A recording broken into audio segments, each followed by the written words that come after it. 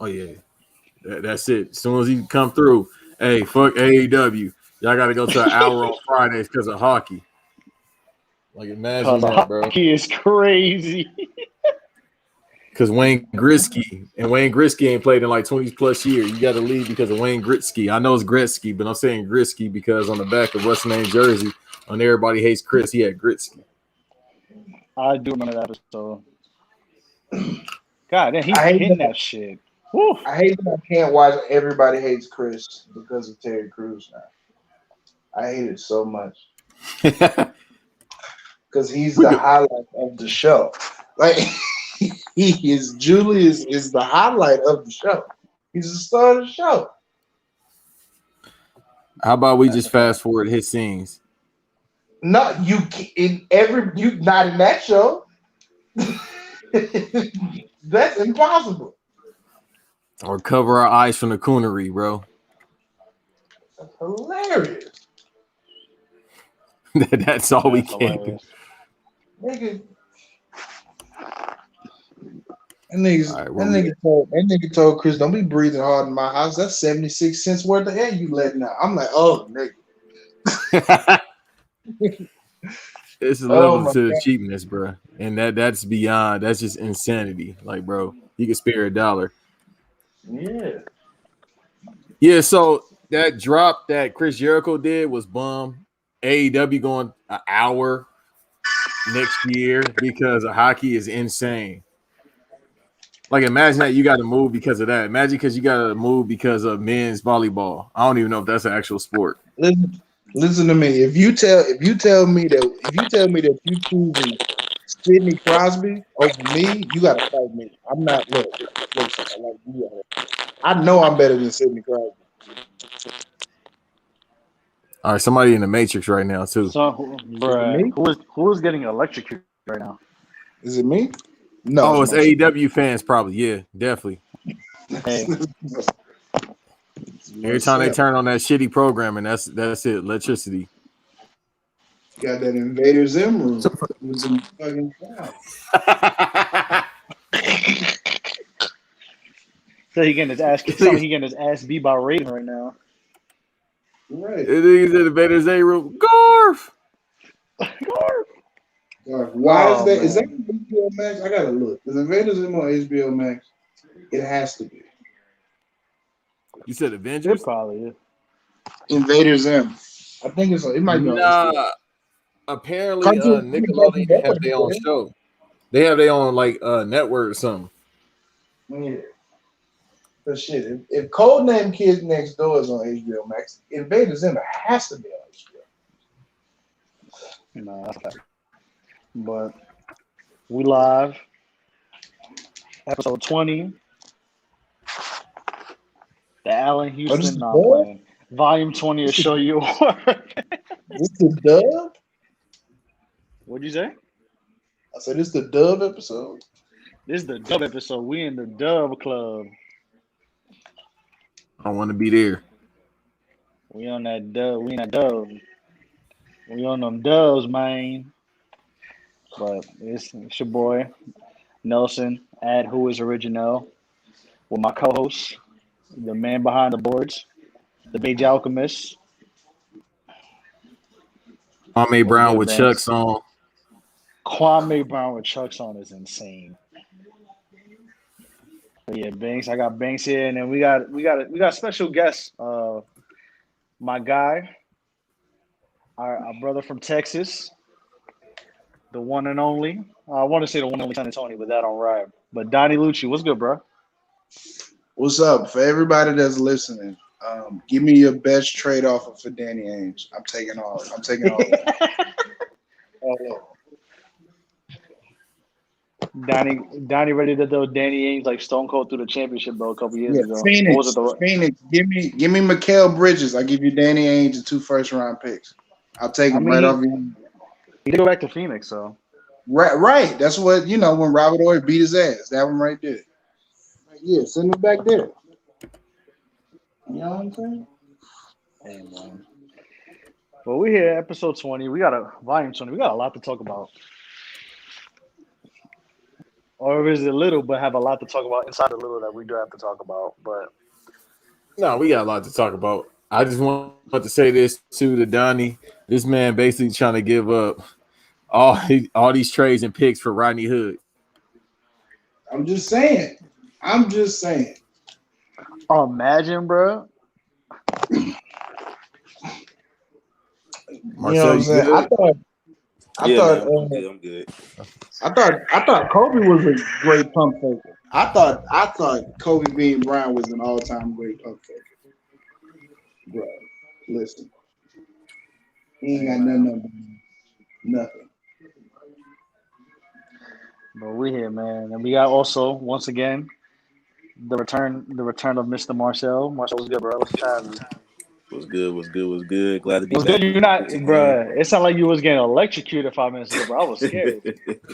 Water don't know what the torture. hell. I don't know what the hell Sound was like wrong with my phone, man. I go on my sound like iPad. Raiden. Sound like you got hit with a roundhouse kick by Raiden, bro. Green Mile, man. That's what I sound like.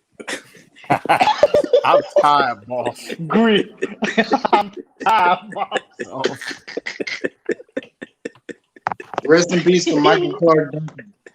Rest in peace to to Michael Clark Rest in peace to Duncan. Mike Clark Duncan. Respectfully. One of the best Rest- three names. One of the best three-name people of all time.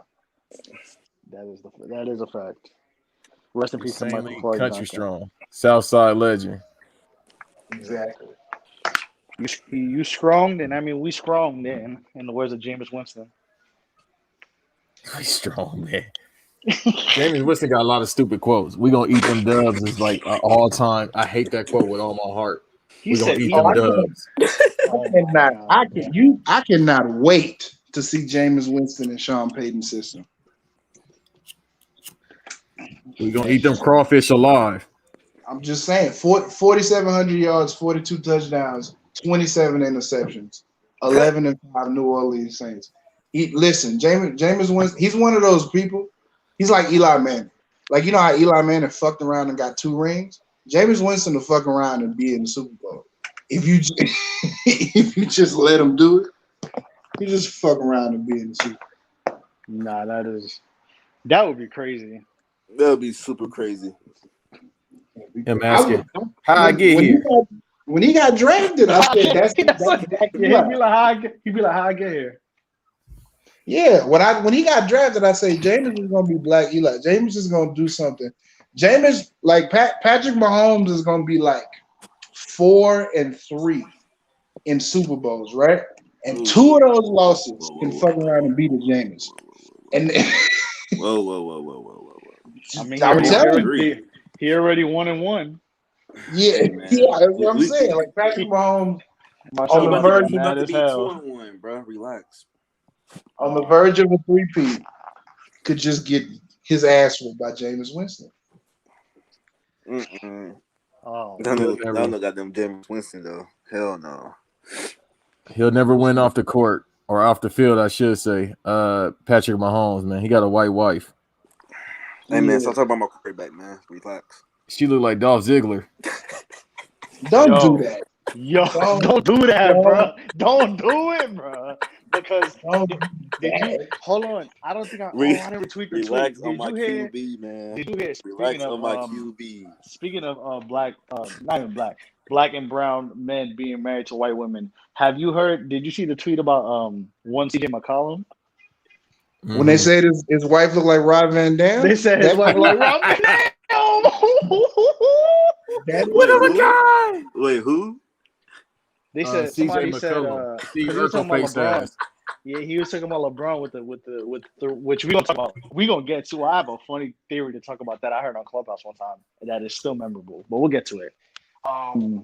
But yeah, he was talking about LeBron. It was something along the lines of LeBron, like basically like bullshit, like making it a narrative about his eye getting poked out in the game. And somebody said, "Oh, not CJ McCollum talking with his wife that looked like Rob Van Dam talking." It's funny, but she don't look like Rob Van Dam. I'm not just with her. I need to see a picture, man. I can't. I don't know if I can do that. I could do it, but I don't know if I should do it. Hold on, I sent it to to my clubhouse people is I put that shit and they said, damn, that's fucked up. Somebody they deleted the tweet. No.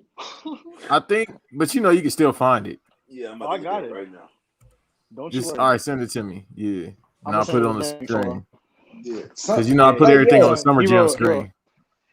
He wrote Like, CJ yo, McCollum talking greasy tonight like he's not married to Rob Van Dam. that's crazy. We gotta find a way to prevent our black brothers from finding. Like, fam, like as soon as I get to Portland, I need to find the finest black woman in Portland. And that's Good luck.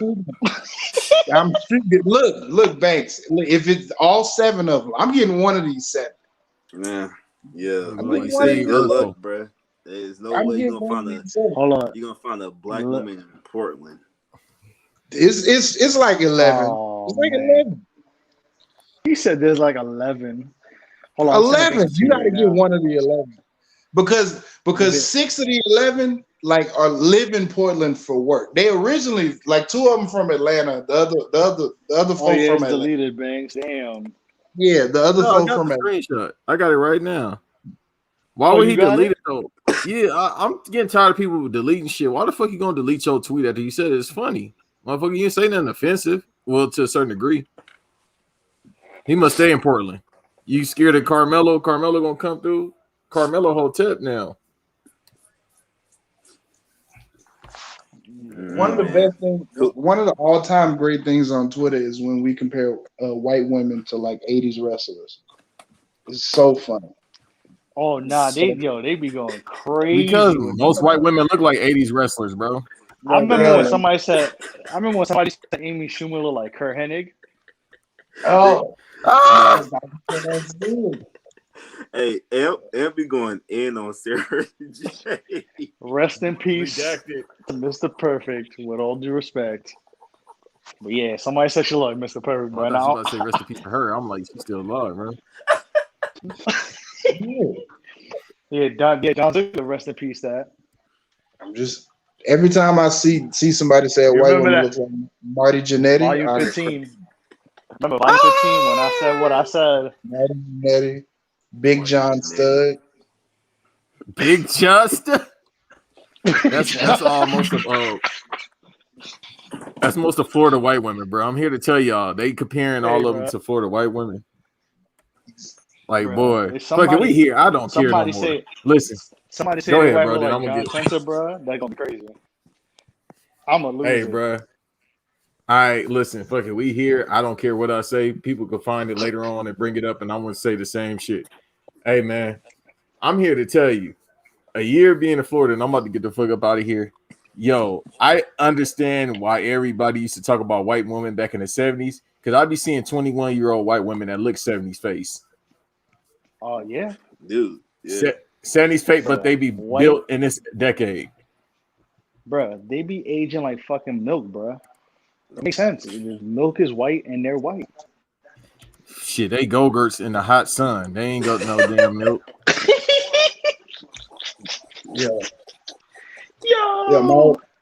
My older brother told me this like a couple weeks ago. He said, "Hey, those white girls will be the best 72 hours of your life. By the time Monday roll around, get the fuck out." Gucci, I beg your pardon. Get the fuck out. Look, such a great tweet. And he deleted it. Goddamn coward. DJ McCullough. Listen, he spelled it correctly. He put correct punctuation, correct grammar. Like this is a perfectly executed tweet. Granted, if it was slandering any other color woman, whether it was a brown woman or a black woman, I'm like, you're fucking wilding. But because white woman, I'm gonna let it slide. And he did it perfect punctuation and grammar, so nobody can be confused what he's talking about. Yo, my son capitalized Rob Van Dam. That's the funniest thing I noticed.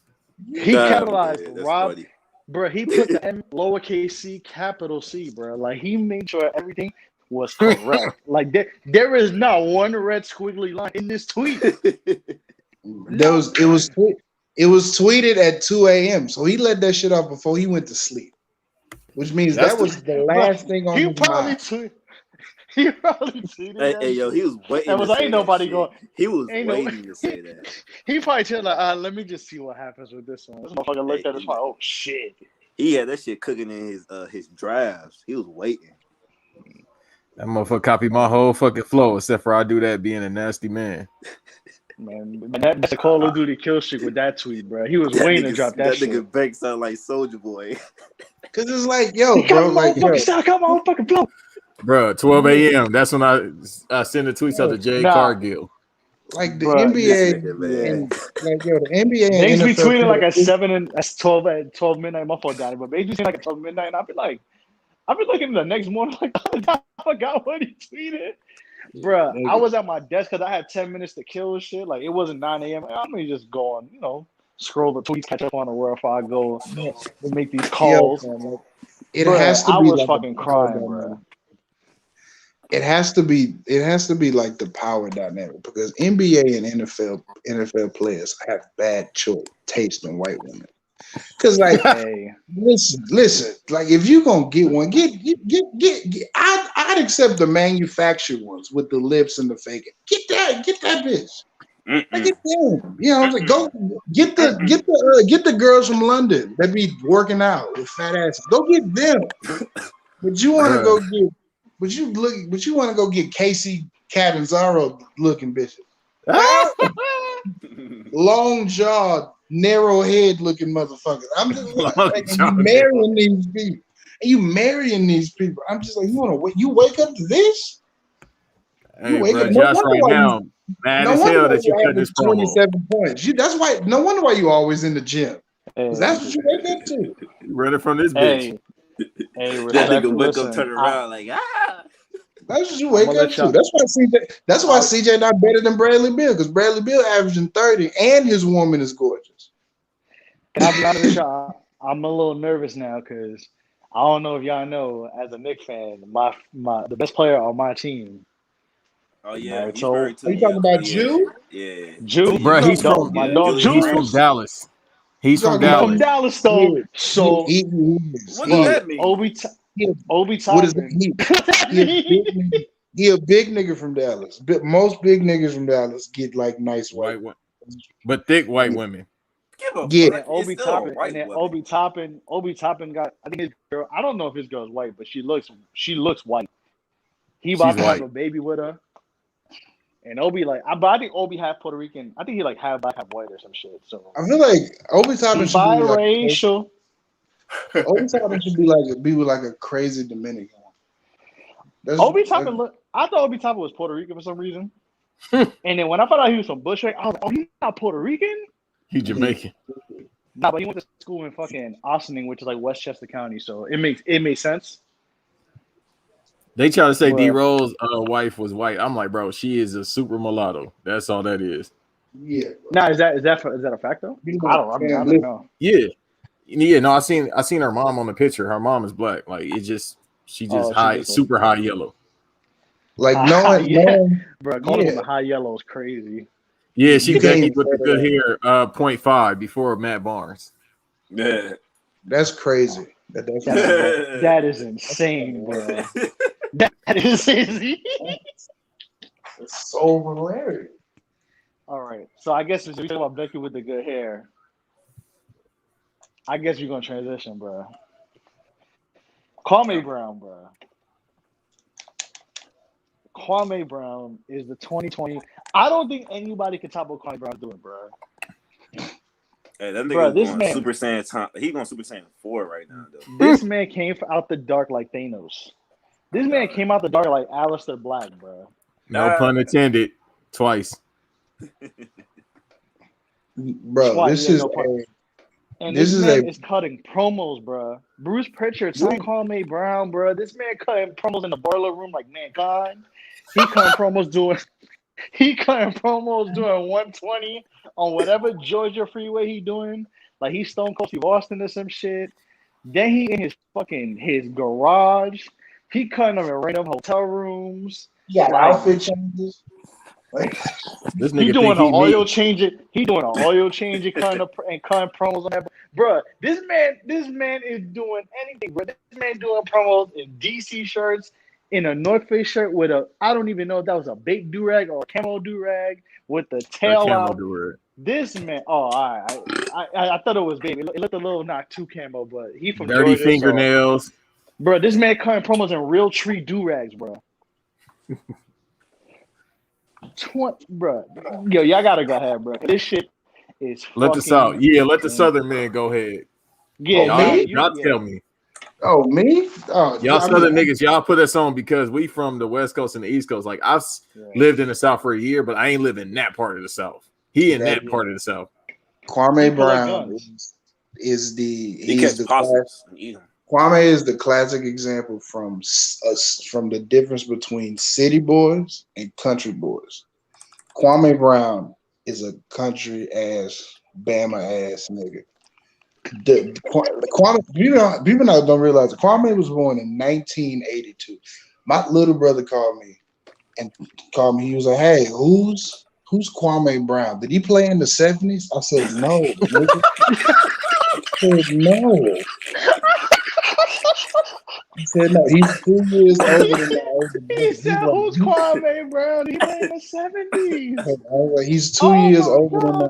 I was like, he played with Kobe. He was like, "You lied." No, he didn't. I was like, "Yes, he did." That is hilarious. He was like, "You lied." No, he did. But nah, bro. He just fam. Like if you told me Kwame Brown was born in 1952 instead of 1982, I believe you, because I'm just like, yeah. Oh, I mean, of course, he's a MAGA. Of course, that's how he feels about the Breonna Taylor situation. Of course, Look at what he's wearing. Like, oh yeah, all of those niggas say shit like Kwame. I know Kwame be balling out of ball. He look like he ball out of Burlington Coat Factory. I'm dead, bro. Kwame probably spent a cool $8 million of his $62 million he's earned. He's probably spent a cool 8. If that. He probably used the rest of that money to just pay bills. Nigga, he in the South. He got all them regenerators and shit. He definitely got a high ass light bill. Bro, listen, man. Kwame Brown looks like he bought his guns from ammunition, bro. He look like he chopped wood. Ammunition. I think he do. If he cut a promo in an ammunition, I'm gonna lose it. Just saying. He gonna be cleaning his guns and cutting a promo, bro. He gonna think he Ryan.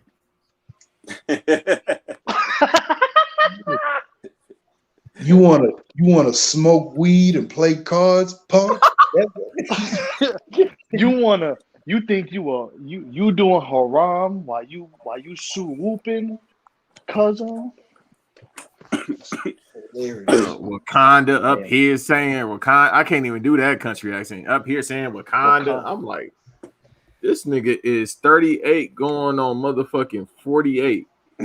Yo, like I'm listening to this nigga talk, and I'm just like, fam, why didn't you swing on Michael Jordan in practice? If this was your attitude from the day you should have stole off. You should have put your hands on Michael Jordan. Nah, Kwame respect his elders, bro. Yeah, he look like he respect his elders, bro. He not even gonna do it, bro. The thing is, what you say, Marcel? I'm about to say, who's more country, him or Roy Jones Jr.? Roy Jones is like, Roy Jones ain't even country. It's just like he is basically speaking in alphabetical terms, bro. Like he's speaking backwards. Like he created a new language of country. Roy Jones talks in Roy Morse Jones. code. You know who Roy Jones is? Roy Jones is like a country Yoda. Like he talking riddles and shit. He talking Yoda, like saying shit backwards. Like if you win, and it's not the size of win, but if you win, and then you lose, but then you come back and win, man. At the end of the day, you won. It's like, wait, bro, when he did that shit on was it the Canelo fight, bro? I had to I didn't know what happened. I was like, what the fuck did this man just say? That Joe Calzaghe punch fucked his head up, bro. I think that CT from that Joe Calzaghe fight, like, came back to haunt him. Mm-hmm. Man, out there catching chickens. Kwame Brown make hooch. That's all these videos let me know. That nigga make hooch. And he drink moonshine. Yeah, and he has a gun with American flag engraved into it. That told me everything I needed to know. Listen, I had this conversation with Banks, like off the record. When he told me that, I said, bro, this man really got a American flag gun. Like, he got Call of Duty VC and got an American flag gun. I'm dead. I've never seen remember that. what I told you last night? You never seen that before? What? No, I be seeing motherfuckers in Florida be doing that shit, bro. Like, they get the shit engraved into their gun. That's like the Southeast thing, maybe. I don't know. The only guns I've ever seen is on police holsters, and I held one, and I know that they be scratching up cereals in New York. In New York, you get an automatic 305. So seeing a gun is like seeing a gun.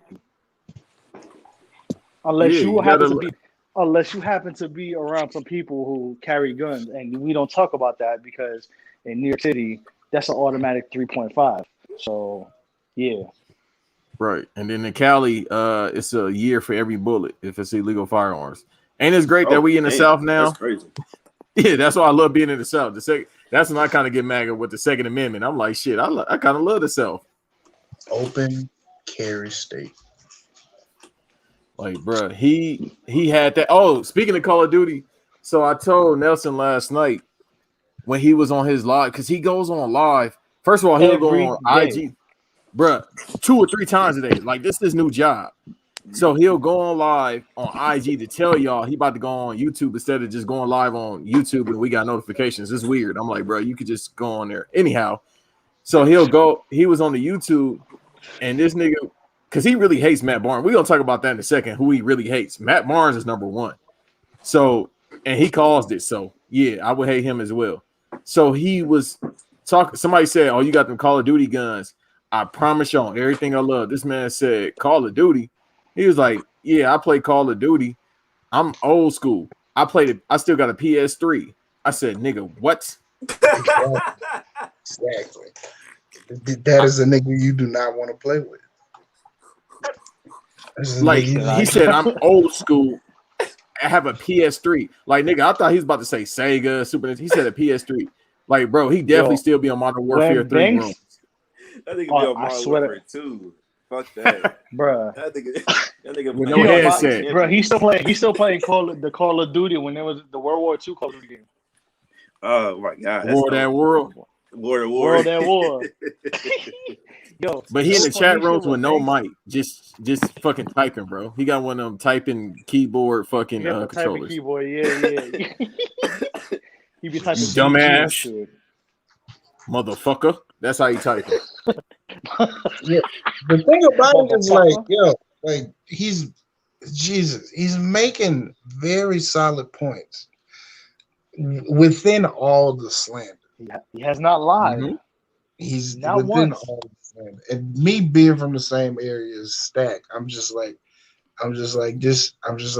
Steven Jackson just like last year, Steven Jackson's whole life was altered.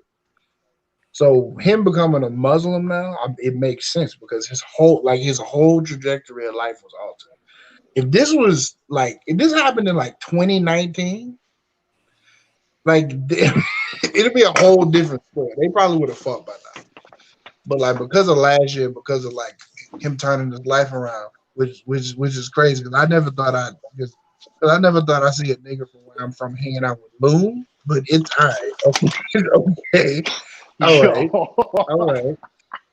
All right. Praise be to who you praise be to. I'm okay. I don't not know religion. Oh Lord, son, I never think I see somebody from where I'm from hang out with Loon is hilarious. Loon. If titles could be that long, that would have been the title. Hang out with Loon. With Loon, I never thought like they laughing and joking with Loon. I was like, okay. Bro, Steven Jackson hangs out with Loon might have to be the title of the episode, bro. We gotta go with either that steel toe boots, or we gotta go. Hey, bro, mutual combat is my sin of the year. Mutual combat. Mutual Combat. Bro, this how they say we could throw the hands, we could shoot the fair, we could just throw your dukes up. You know what I'm saying? He didn't say none of that shit. This man said we can engage in mutual combat. I would be scared of that, man. If he, Yeah, I've been scared too, bro. I'd be like, yo, I'm good. Yeah, you gotta play. Nigga, Kwame has a 16-year-old son. That's how you find out about all of this shit, right? Mm-hmm. So imagine being 16 years old and that's your father. Like you can't like my grandmother never let me or any of my cousins or her other grandchildren sleep past 8:15. That is, I can guarantee you, that's the type of father that Kwame Brown is. Nigga, if you wake up at 8:45 a.m., he is on your ass. He's on your ass every day. Like hearing that voice now, I'm like, no, absolutely not. No, he definitely be up at 6 a.m. because usually I get the notifications about him being live. No, it's usually around 9 o'clock. Like I said, he's treating his live like it's a job. Like I clock in at 9 after I just gassed up my F-150 truck. You know what I mean? I done fed the chickens and the goats or whatever. I clean my guns every day. I drove the tractor.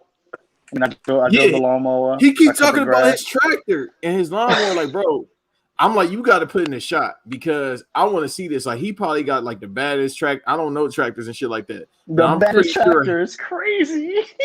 I'm pretty sure Hank Hill is probably like, damn, that's a good ass tractor, bro. Yo, like he take pride in his track. Like that's some country shit. Listen. Speaking of country shit, who talks more about what? Kwame Brown about his tractor or Big Crit about his sub? Crit, because he don't like my sub 28. My sub 2019. My sub 68. That's crazy because like it's like after my sub part 3, you can't make another one. You know what I'm saying? You can't. Yeah, he gonna be doing my sub like Jordan's, bro. Yeah, it's like he like released like my sub part 5. I'm like, why are you doing this, nigga? My sub. Like your album is good. What the fuck your album is good. This motherfucker think he Castlevania? You don't need to release this. This motherfucker think he Castlevania? Yeah, but Kwame's videos let me know that if he wasn't like the butt of every joke, he would have been a fun teammate. Kwame sounds like if niggas wouldn't be if he wasn't the butt of every joke. Like if Kwame Brown was picked like 9th and he had the career he had, like he'd probably be like one of the all-time dope teammates or funny teammates. But before anything, can we talk about him saying that? Yeah, me and Kobe combined for 82 points. You see all the screens he was setting? You see those screens, nigga. And then they found the video of all the screens. And I was like, look, Kwame was having a good ass time out there. That's hilarious. You got to see history. You got to see the highest scoring individual accolade ever. You know what I mean? Shit, I'll be having fun too. You fucking kidding me? Like nobody has gotten more than 81 points in the NBA game. So Kobe having the most points in the NBA game is crazy. So he got to see history. Yeah, I know what y'all thinking, but I don't believe in that capper. So is that because it was on the radio and not on the actual? Like we got no film of that shit. And they take hilarious. Yo, like. Yeah, but like to be honest, I was talking with Banks about this yesterday, fam. Like, and I said this, and it got a lot. I got a tweet. I tweeted this, and it got like 500 likes. Fam, you are 18. You're an 18-year-old, 6'11", 275-pound center, and you obviously need development. You're solid, but you're agile. You got small hands, right? Like you need development. And the guards you get to play with are Michael Jordan, old Michael Jordan, Rip Hamilton, Gilbert Arenas, and Kobe Bryant. Those are your guards.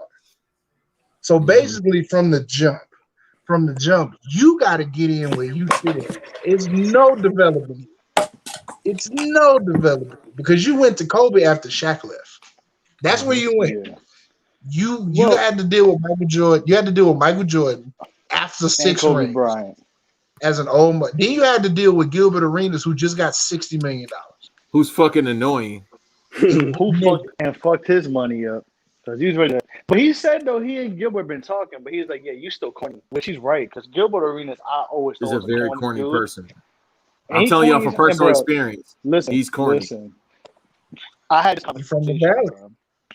Cats was talking. Listen, Gilbert Arenas talks, and I don't want. And I listen. I don't give a fuck. Fuck man, fuck it. Well, anyways, Gilbert Arenas I'll be say talking it. shit. Hold on, no. I'll say it. No. Don't worry. I have Yeah. no problem saying this because I'm very honest. Gilbert Arenas be talking shit as if he had a reign in the league for 9-10 years.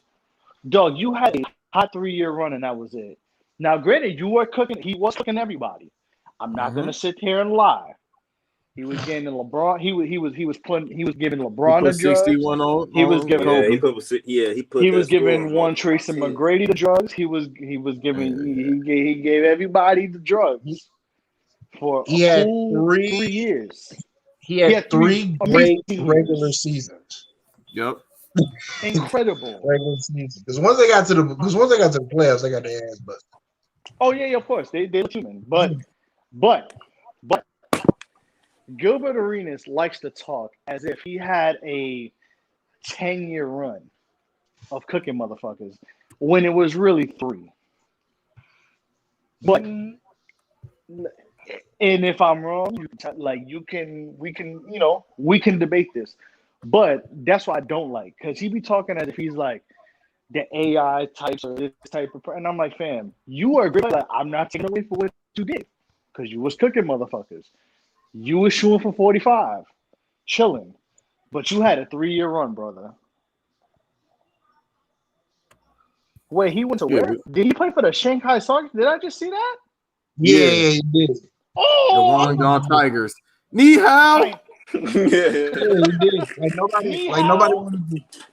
Nobody wanted to my name is sign him. Gilbert Arenas. Nobody wanted. He was averaging like 58 points there too, but everybody averaged 58 points. Ni hao, me llamo Stephon Gilbert Marbury's Arenas. 45 years old, getting that many points, bro. Overseas. Look at those career statistics. Look at That that. nigga's Look a at god over there. Ni hao, my name is Gilbert Arenas. And then you want to look at the career accolades by himself. Like, he only got 1 All-NBA. I'm sorry, he got 3 All-NBA selections. Do you see those 3 3 years? Yeah, for those 3 Do you see years. those 3 years? Yeah. That's it. Yeah, That's for those 3 it. years. Now, he is an all-time finesser. He is that. Oh, yeah. That he is. You know what Gilbert he Arenas is? Kill me now, I don't care. They came out around the same time. Gilbert Arenas is Soldier Boy. No, don't do that. Bye, Don't do Nelson. that to Big Soldier. Don't do that to Big Soldier. Yeah. Bye, co-host. Don't do that to Big Soldier. Right. We're not finna do that. We're not doing that to King Draco. Okay. My bad. Draco! My fault, OG. Right. Yeah, So Gilbert I'm glad Arenas he done. Gilbert Arenas I hope he don't hear this. Hey, what that nigga Nelson say? Right. The fuck? Gilbert Arenas? Nigga, I was LeBron. I was the first LeBron. No, don't do that to Big Soldier. Nah, I ain't gonna do that, bro, because I'm gonna be like, fam, you once said dunking on the game like Stephon Marbury, and I would never let you live down that line. So, but go ahead, continue. Hey, real quick. Shout Soulja out to Boy Big was the Soldier first Boy. Kwame Turn my Brown. swag on. Turn my swag on is a classic, and that will forever play that shit at my wedding and play that shit at my funeral. Okay, got Swiss Beats need to give us the Bow Wow Soldier Boy version. No, They need to give us that. that shit gonna go Soldier for Boy 25 got minutes. 20 records. Soldier Boy can get to 20 records. No, he can. Yeah, but Soldier Boy got some hits, bro. So I'm the young one in here, so I was listening to a lot of like that 2011, 2012 when he was just like dropping hella mixtapes. He has some shit. I ain't the gonna Juice mixtape. I love. Juice Yo, you know what I love? Skateboy. I love how every Marcel come here like, yeah, I'm the young guy, but I'll listen to old shit. Look at Marcel fucking being a cultured man instead of trying to shit on OGs, bro. Second Right, episode, Marcel respect. was like, yeah, I'm listening to the Prodigy audio. I said, you know what? That's why I fuck with Marcel. He appreciate people for getting old. It's a blessing. Some motherfuckers don't appreciate that. Oh no, man, for sure, man. That's true. I just did my appreciation for Master P the other day, man. You got to, bro. Oh no, P, man. Hey, I know this is a sports podcast, Nelson, but one day we gotta have the P appreciation episode. That and we gotta have the Birdman. The Birdman appreciation episode. Definitely let me go on that P episode. Birdman, look, Birdman is the greatest shit talker on records. I don't know if people know that. Birdman, Birdman, like as far as shit talking goes, nobody touching Birdman. Now Rio's up there too. I'm talking as far as touching Birdman. As far as CEOs go, as far as CEO, not like actual rappers. I'm talking about CEOs. Birdman be really rapping. Like nobody writes anything for Birdman. He be really rapping. Nah, hey, you know the funny thing is, Slanging Birds, that 2 Chainz song, he had the best verse on there, bro. I ain't gonna cut. I ain't gonna cut. Keith said it best, bro. He said Birdman don't have one bad verse, and he's absolutely right. I gotta find that tweet. He doesn't. Man, shout out to Birdman. Didn't we talk about that, Donnie, me and you, in the Discord? We talked about Bird. Yeah. Birdman is like how like with Rock? Something like that. It was something around that shit. Like, but yeah, Birdman don't be like he don't be, like he be really rapping. It's funny because like we talk shit about Birdman, but Birdman low-key got some. Birdman got some songs too, though. Now, I know people talk about more about the clips of what happened to that boy, but Birdman's verse was cold too, though. Yeah, he had the second best verse. Yeah, did y'all see that clip of Nah, Turk, man, I put this respectfully. Yeah. I put this on my Lord. My niece was 4 when she felt Chinchilla still sold the shows, but you're right. He's up there though. Yeah, bro. Yo, did y'all see that clip of Turk on 85 South Show explaining how Birdman became the #1 stunner? I gotta watch. Yeah, I saw the clip, but I gotta watch the full interview. Yes. That sounds legendary. I was just like, this makes so much. This is like being in the club and like P Diddy in the 90s was untouchable. So just untouchable. So the fact that he was like, I gotta watch. That's worth all your watch. That's more than all your watches combined. And Birdman was like, you know what, nigga? Ain't nobody ever. That would have pissed me off too. That would have pissed me off too. Imagine like, because I know they was nowhere near Louisiana. Because if that would have happened in Louisiana, crazy. Some day would have died. Nah, it was in Justin. It was in Justin's. Yeah. And Birdman was like, this is never gonna happen to me again. Oh no. The hardest part is if the timelines are correct, bro, did he really shit on them after Bling Bling came out? Which is crazy, bro. No, see, that is the only thing that Birdman regrets. Bling Bling That is was the what, only thing that Birdman regrets. Not 98. 98, right? 98, 99? Yeah, 98. 98, like 98. What that BG Chopper City? That was BG's Chopper City album, right? Yeah. Was it? So that was like 90. Yo, Chopper City in the ghetto. Let me see where you that album came out. Hold on. Look at us doing music history, bro. Son of Miss Gladys, boy. Bruh, I love that's probably my favorite AKA in rap history. I don't know why, but it's beautiful. Yeah, 99. I remember I stayed in Arkansas where my pops is from. So I remember when that first came out. That's when I first got exposed to the South. I was living out there for a couple Bling months. Bling was 99. Yep, it was early 99. Son of Miss Gladys. Bro, that's my I don't know why that's my favorite. I don't know why that's my favorite AKA rap history, but that shit is fire. I don't know why. And it's simple. Like that's his mom's name, but Son of Miss Gladys is fire. Bro, the title right now being Son of Miss Gladys is hilarious, bro. No, low key too, when like Birdman's the king of hyping shit up too, like beginning of songs. On Da Vinci, the Young Thug song, that nigga was talking big shit, bro. He was talking hella shit. Shit. Even Lifestyle. Like Lifestyle, he low-key was Lifestyle, he was just talking about sipping vodka. I'm like, God damn, this song even better. Like my girl loves that song. My girl Lifestyle is like probably a top 5 favorite song my girl loves like in life, bro. And we was listening to that the other day, and I was like, Birdman look at talking shit too. What's the other one too that Meek was talking? What's the song that with Meek that he has Birdman and Diddy? That shit was hilarious, bro. I think it's I'm leaning. I'm leaning. It's It's the I'm intro to leaning. Dream Chasers 3. Yeah. Yeah, like shit. Like his shit talking on "We'll Be Fine" in the language. Like Bruh, those dope records. believe Bruh, that. how believe that, playboy? Yeah. Like it's how you get some like you know how disrespectful it be that like you listen to Tom Leaning like Birdman give you that motivational shit talk like yeah I could do this and here come Diddy just crushing your dreams. Like we gonna fuck your bitch or whatever he said. He said something. He said he was wild. Diddy was wild disrespectful on that song.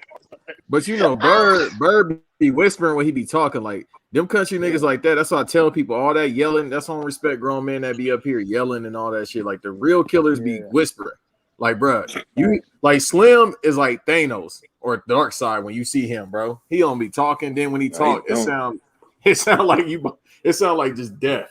That nigga is a killer, bro. That nigga like you in on the side. With Nobody can tell me what Slim's whereabouts are except for Birdman. I don't know where this nigga at. You don't know. That's it. Birdman. That's a fact. If Slim like Slim probably don't have no phone, bro. If Slim was Slim know his role, bro. His parts would be parts unknown. He was parts unknown. By way to know your projects. Baby being AJ Styles and Slim being almost is crazy. Well, then. That I'm about to say, it's Slim, Dabo Kunta, and then Birdman is Apollo Crews. Unless Baby be Shawn Michaels and Slim is Diesel. That's a better comparison. Yeah, Baby is Shawn Michaels and Slim is Diesel. That is a better comparison. Because Slim don't answer the Birdman. But Birdman answers his own shit. Exactly. Hey, Slim, playboy, you think I can do this? That nigga Slim just nodded head. We gonna have a bonus Master P and Birdman appreciation episode one day. It's gonna be us four, man. We gonna talk about it. Please, yeah, we gotta set that up. Because I'm you said Baller Block Master P fans ever. Please, Baller Block. What the soundtrack? Yeah, it is. The movie. It's Baller Block in the movie on the streaming platform. The movie on YouTube. It's on, oh yeah, you're right. It is on YouTube. It is on YouTube. I think that's how Anthony watched it. Because I was listening to what's the Nas song off that soundtrack? What You Gonna Do with the Bravehearts? That Manny Fresh did? Yep. Hey, man. Bruh. Shout out to Nas. This is a random Nas shout out. I'm gonna say it. I don't care. But shout out to Nas, though. But he was wrong Renegade. I had a discussion with my boys a couple hours ago. He did not murder Jay-Z on his own shit. But anyways, back to Kwame Brown, bruh. Listen, man. Kwame was disrespectful, bro. Like, bro, how you call, bro? He told Matt Barnes. He said he called him Becky with the good hair any chance he get. he kept telling this man, bro, you need counseling, and said she chose. He said not she chose. Absolutely not lying. Hashtag. He said, bro, He said you driving her little car. I was like, oh nah, he wilding. He going crazy. That nigga told Matt Barnes. Crazy on that boy. Nigga told Matt Barnes, you better go give Derek Fisher some gas money so he can pick them damn kids up.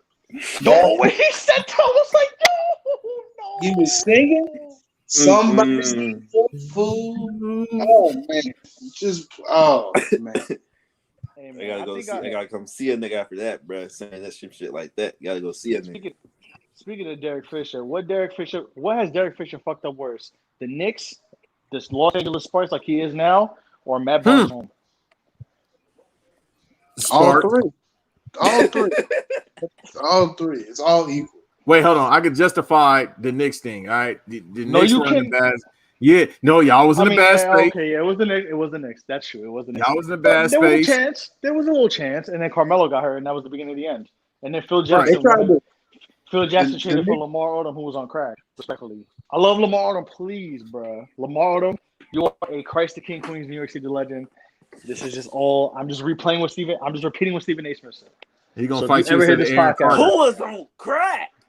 Nah, but see, that's what Kwame. Hold on, go ahead, legend, bro. But that's the thing that Kwame was talking about, bro. That's the thing Kwame was talking about. He's just like, bro, Stephen A. Smith just get on these platforms with these white people and be little on black men. Like, we talking about Lamar Odom, and we got to quote that because Stephen A. Smith be doing it. Right. Mm-hmm. So that point was valid. And I thought about that like a while ago with Stephen A. Smith. But you know what I mean? Like, with all the smoke, I'm like, all right, these niggas just be on some other shit. But I still watch the show. But when he started breaking it down, I was like, it makes more sense. But then he got a little bit on Jamil Hill. Now, let's just stay with the Matt Barnes shit. First of all, we'll get to the jokes, then we're gonna get to the serious part about the redacted God on Breakfast Club if y'all want to talk about that. We'll keep it brief. Go ahead. Okay, yeah. Well, if y'all want to talk about it, I just because what he's saying is on record, and they got reports about it. But anyhow, so with Matt Barnes, he was really going at him, obviously, because he started all this bullshit. But the thing is, with him, he kept it jokes. But then Matt Barnes, he went mulatto. Now I want to fight somebody because I'm angry and upset. So then now that's why Kwame like, all right, wherever you want to go with it, we can go with it. But the thing is, let's just keep it with the joke part.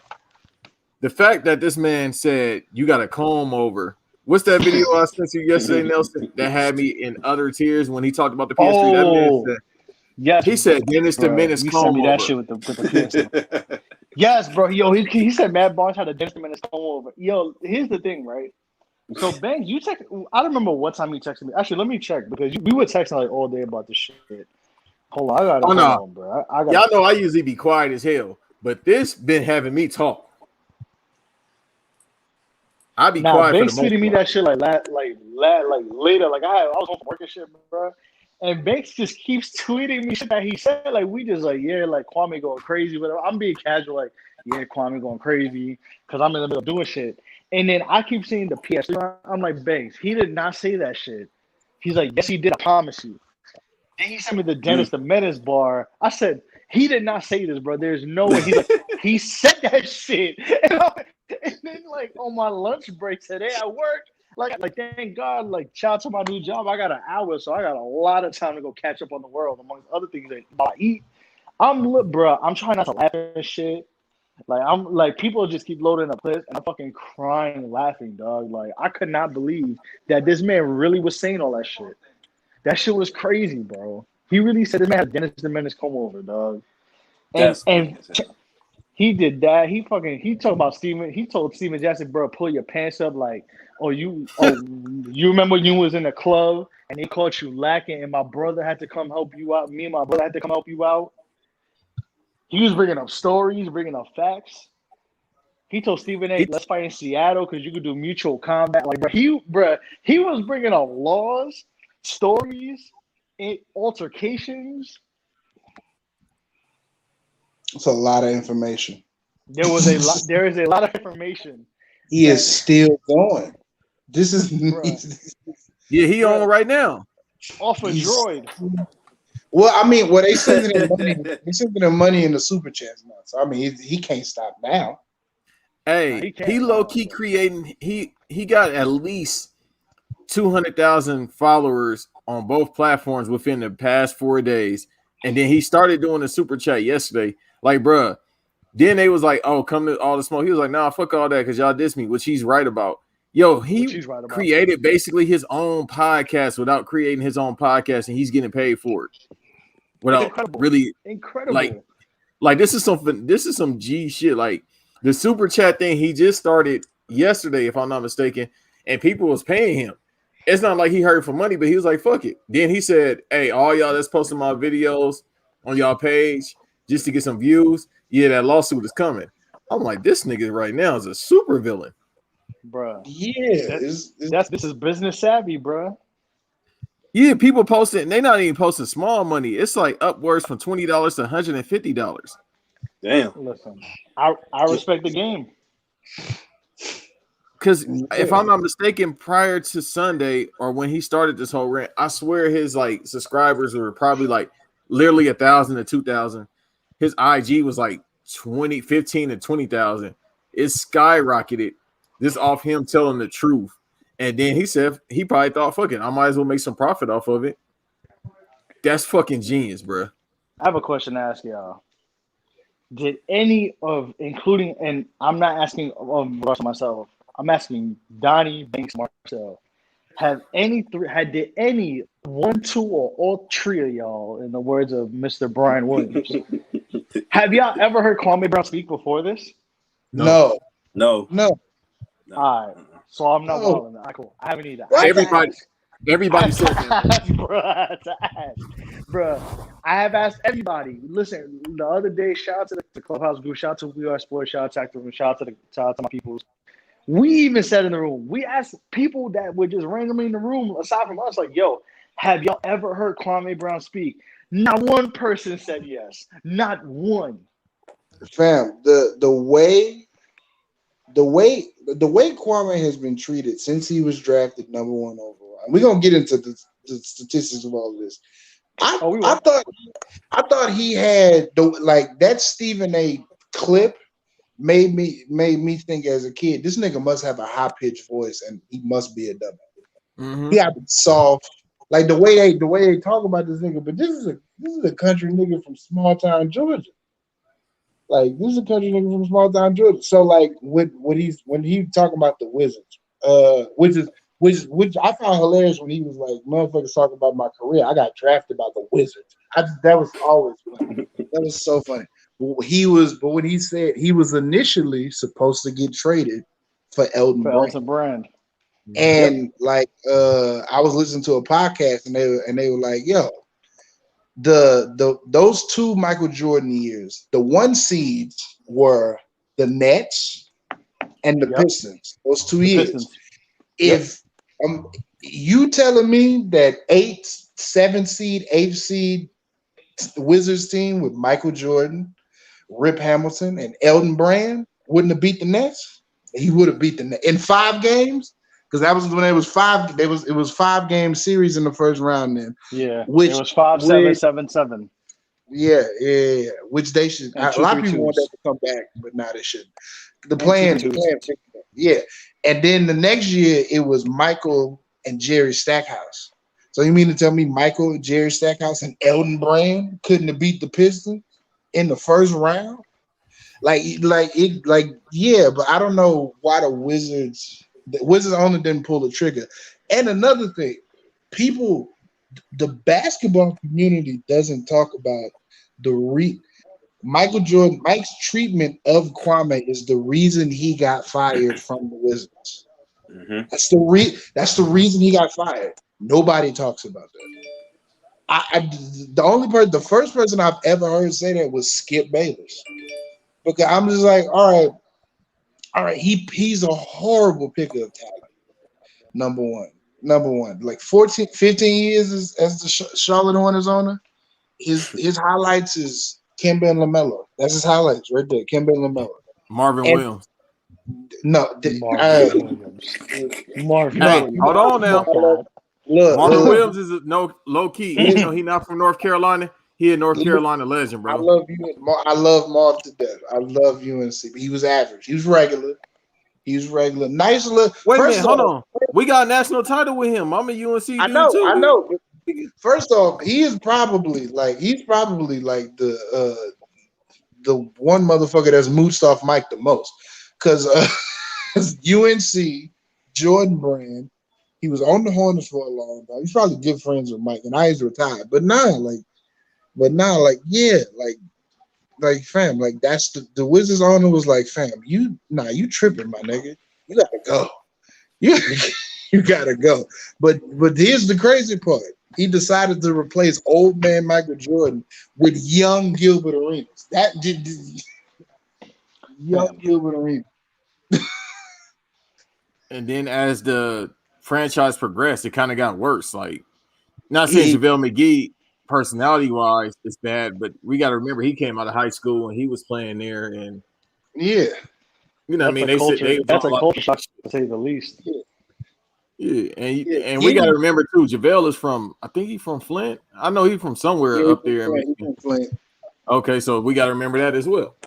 Oh shit, JaVale McGee Flint mixtape about to come out with. Yeah, I remember. No. Y'all remember when Julius Erving put his whole mouth on JaVale McGee's mama at the dunk contest? Yeah. He put his I don't whole remember that. nigga.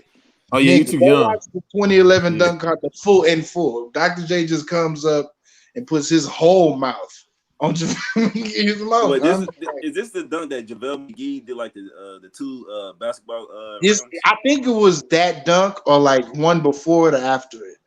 But yeah, like nigga, Bro, like that's she hilarious. came out and Dr. J got up. that's the crazy part about it. But Hey, man. you know, that's one of the most sauciest motherfuckers ever. So look, I'm not gonna hate the player. That shit's wild.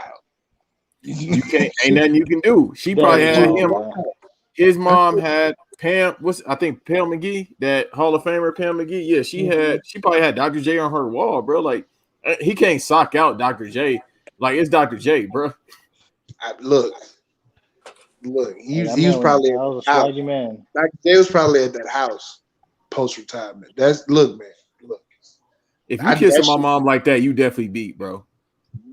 Nigga, he was nowhere a part of the dunk. It wasn't a tribute dunk. It was nothing. His mama came out in the middle of the court, and this nigga got him. Was like, let me go put my mouth just in case she forgot.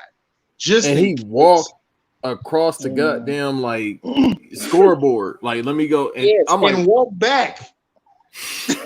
Like, bro, you know you on TV. You know the cameras are put on you because you Dr. J, right? Bro. That was his tribute to his bro, to his mama. I was rooting for JaVale McGee. You can't. Dr. J tribute to his mama, to JaVale McGee's mama with some mouth, I guess. I don't know. I'm just saying. And Dr. J on his now in retrospect, JaVale McGee's mama is hey. Pam McGee not man. Hey, I know what you talking about. I already know. I understand. I'm just saying the action was a little bit wild. It's crazy. I gotta look at this video real quick, man.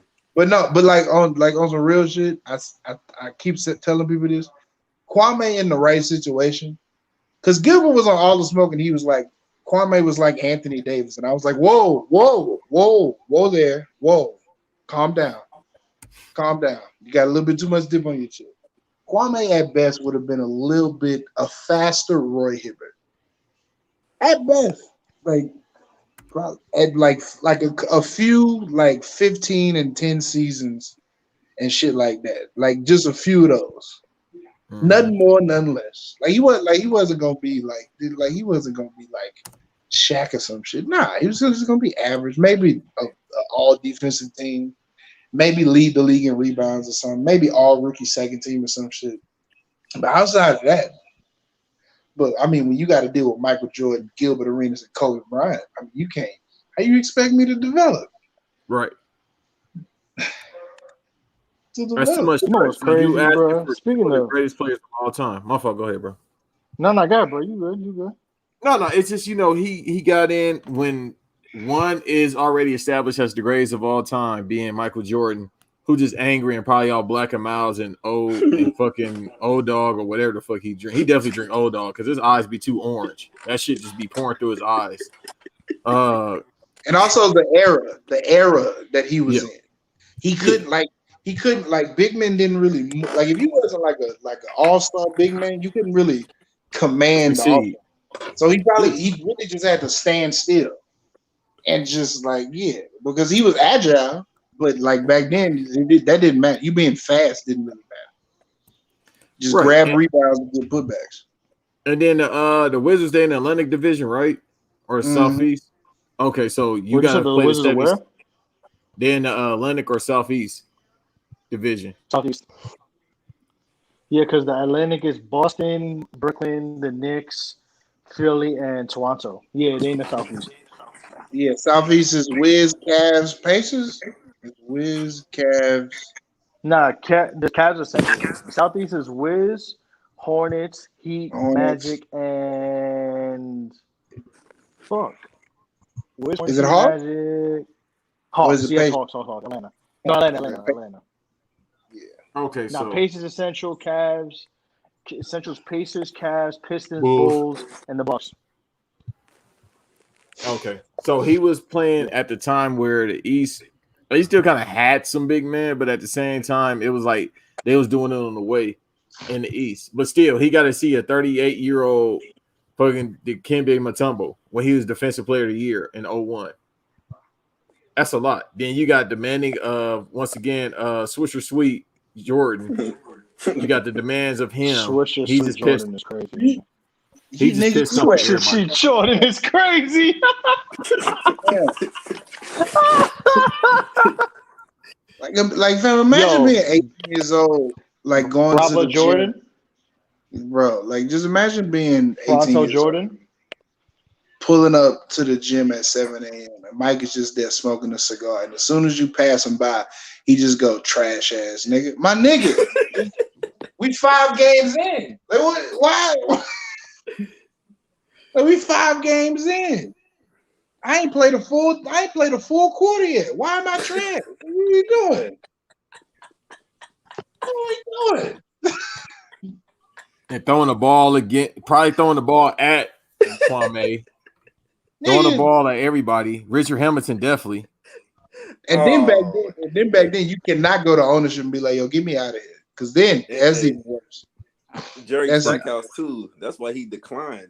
Fucking Jordan fucked him up. Wait a minute, hold up. This is how evil Michael Jordan is. He could have easily said, "Hey, trade him." He could have easily said, "Yo, I fucked up. Trade Kwame." He could have easily said that, but no. I'm gonna just belittle this nigga until he averages 17 and 17. Hopefully. Like then to go from that to like prime Bean. Well, shit, Bean was in his prime every year. We want to be honest, but to go to that to like middle of his 20s Bean, where he fucking just putting up 62 points against the Mavs, 60 points, like the whole team. You 2006 Kobe Bryant, unfiltered, don't give a fuck Kobe Bryant. Yeah. Right. Just the game plan, Chris Mem, give me the ball. Game winner Kobe Bryant, yeah. Yeah, Chris Mem, give me the ball. Smush Parker. Yo, what happened to Smush Parker, by the way? He's somewhere. He about to do the same thing. He wait for somebody to say something to him. Smush Parker already got a top hat. Nah, and he had the Smush Mobile back in the day. Nah, Smush Parker good because he be hanging out with Artest and them, and you know, shout out to Ron's brother Daniel, by the way. He real cool people. I've talked to him numerous amount of times. Yeah, Smush is like a clubhouse and shoot. So shout to Daniel, by the way, and shout to Meta. Meta's cool people too. He's like real good with people in his age group. So like people in his age group like respect him. So like especially in New York, yeah, like they crack the jokes, but he good in the hood, especially amongst the Queensbridge people. So which I kind of figured, but it was confirmed by the two Artest brothers. So shout out to Artest brothers though, they real cool people, by the way. Yeah, we gotta try to get them on. But Daniel be working, bro. This motherfucker got a whole network. He got like mad podcasts and shit. Like, but he's real cool people though. Like we talk to him all the time. Like, we don't even be asking questions about like Ron. Some guys be doing that. Oh, you Ron's brother, and asking 21 questions. Like, yeah, motherfucker. He cool. Nah, yeah, he be like, yeah, motherfucker. But he cool as fuck though. Like, cause especially with the women, bro, he be like, yo, like I had to, when Ron was in Indiana, like he played on the practice squad for the Fever and shit. He was like, bro, Tamika Catchings is wilding, bro. Like she's a fucking monster. Oh, yeah, excited for the playoffs. Yes, for the what? The playoffs. I'm excited. Let's get to it. Let's get it. Look at Donnie with the segue, bro. Yeah, all right, man. Look at our co-host segue. Look at our you see, this is why we get good co-hosts because they be segueing for us, man. Because we talk about Kwame Brown doing Darcy promos all fucking night. All right, so let's get into it. I have the schedule up, and yes, you got it in the notes. So, yes, it doesn't look. It's just very plain black and white, but a nigga black. I sent Banks the tweet. But just put the. Oh my god! Yeah, zoom into that real quick. If you get a picture by itself. You probably right click and click view image, it'll pop up.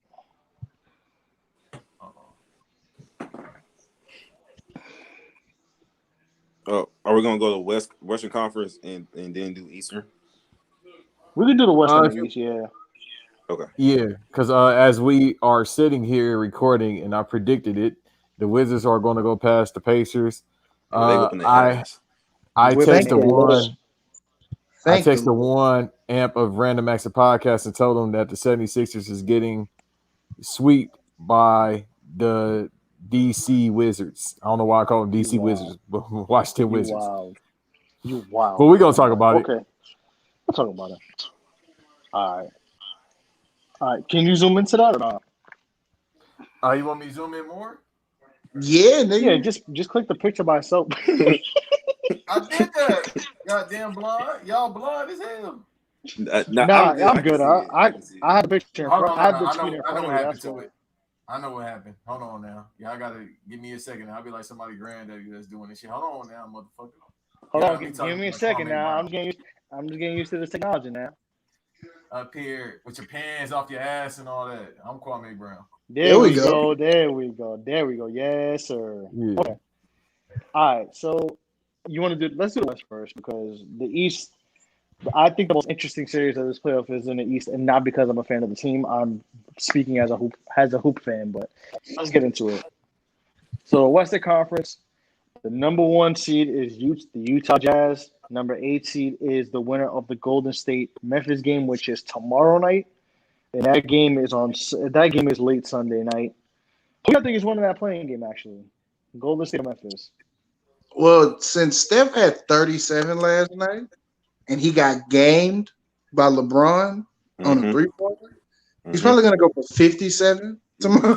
Yeah, I was just about to say that too. Tomorrow. Look, listen. I would listen. Please. I'm so glad that it would be such a bummer if like there was a situation since like Washington has won. I'm glad a situation where Russ and Steph lost out. It would be so horrible. So horrible. So the fact that I'm glad Russ is in, but no. Now the energy Golden State had yesterday, they need to have tomorrow. They need to have tomorrow because with the Grizzlies, if Ja Morant is very like up and down as far as like how he play. Like Ja Morant will have like 38 and 11 one game, and then he'll have like 8 and 6 the next game. So it's like if they play how they play in the first half, the Grizzlies will fold. The only reason the Lakers didn't fold last night is because they have Braun and they have veteran leadership. You know what I'm saying? They got Jared Dudley. You know what I'm saying? Jared Dudley, like telling those niggas to get their shit together. Like that's all Steph got to do is go. First of all, Valanciunas had 20 and 20 yesterday. That is Draymond is gonna nip that all in the bud.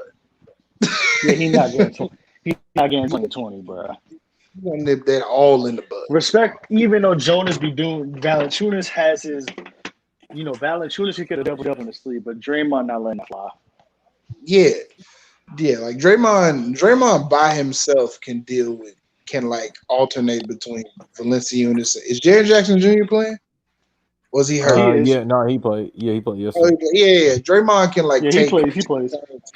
take turns like guarding them on certain possessions.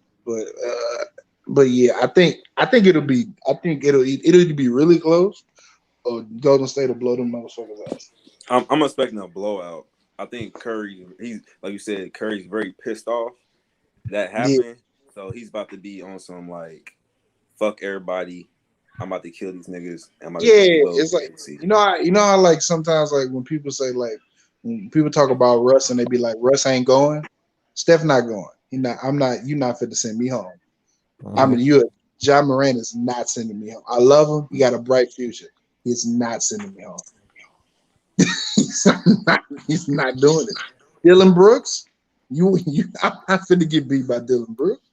Come on now. You can't. Good player, not getting beat by Kyle Anderson and Grayson Allen sending me home? No. Oh no, I'll be pissed off just by seeing Grayson Allen. Shout out Kyle Anderson though. Jersey legend. They were shit on Kyle Anderson, but I said, listen, man, Kyle Anderson played at the Rucker, bro, and he was balling at Rucker Park. So I know we That's talk about how that's slow the he only is, thing.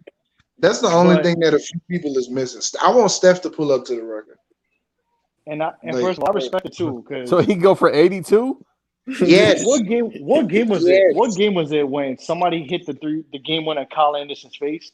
What game was that, bro? I don't remember who it was, but Cash was like, "Oh my God, Kyle Anderson, whatever. Like you should have." He was like, "Bro, like he's like, listen, man, I played at Rucker Park, bro. I know motherfuckers do fucking less. He won a game, like let him win the game." And I said, "You know what? Hey, That's somebody who played real. at Rucker Park, bro, because that's real shit." And I've went to 155th. I went to 55th. Well, we call it 55th because New Yorkers, we even though it's 155th, we say 55th, but Because New we went to Yorkers got too many 155th. goddamn streets. I had the most cardio of Yeah, my life being we out there. we call Times Square 42. Anyways, but yeah, we went to 155th, and I've seen Rucker Park. Like, Cash was shit for just scoring 1 point the whole game, so As I Kyrie went to respected the that. record, as Kyrie pulled up to the record, because I know Kimba pulled up. Nah, Nigga, he is nah, the Rucker. Yeah, Kemba Kimba did got back the in the day. legendary story of dropping 88 at the record at 14. I Like mean, he had KD that. pulled up. Whoa, that's It's not crazy. really Rucker. Yeah, Rucker is not really the like. All due respect to how storied history Rucker Park has, but now the new park is really Dykeman. So that's the new park. That's where KD scored the 66 at during the Yeah. lockout. But yeah, Dykeman's like the new. You know, the Ruck is still big for what it is, but like Dykeman is still like Dykeman is like the new like tournament everybody pulls up to now. But Marcel, what you think about this number 8 game? It's Golden State going to win. Golden State going to be the 8th. And that Utah versus Golden State. It's going to be kind of tough because right now, Utah's playing very good. Jordan Clarkson, Mizzou alumni, shout out to him. He's going crazy too. 6-man. So they got to stop him. Of course, you got Rudy, bitch ass Gobert, and you got Donovan Mitchell. It's gonna be hard, man. You know, I feel like Utah might win that. If Clay was back, it would be a different story. But I got Utah win the first, that series right there.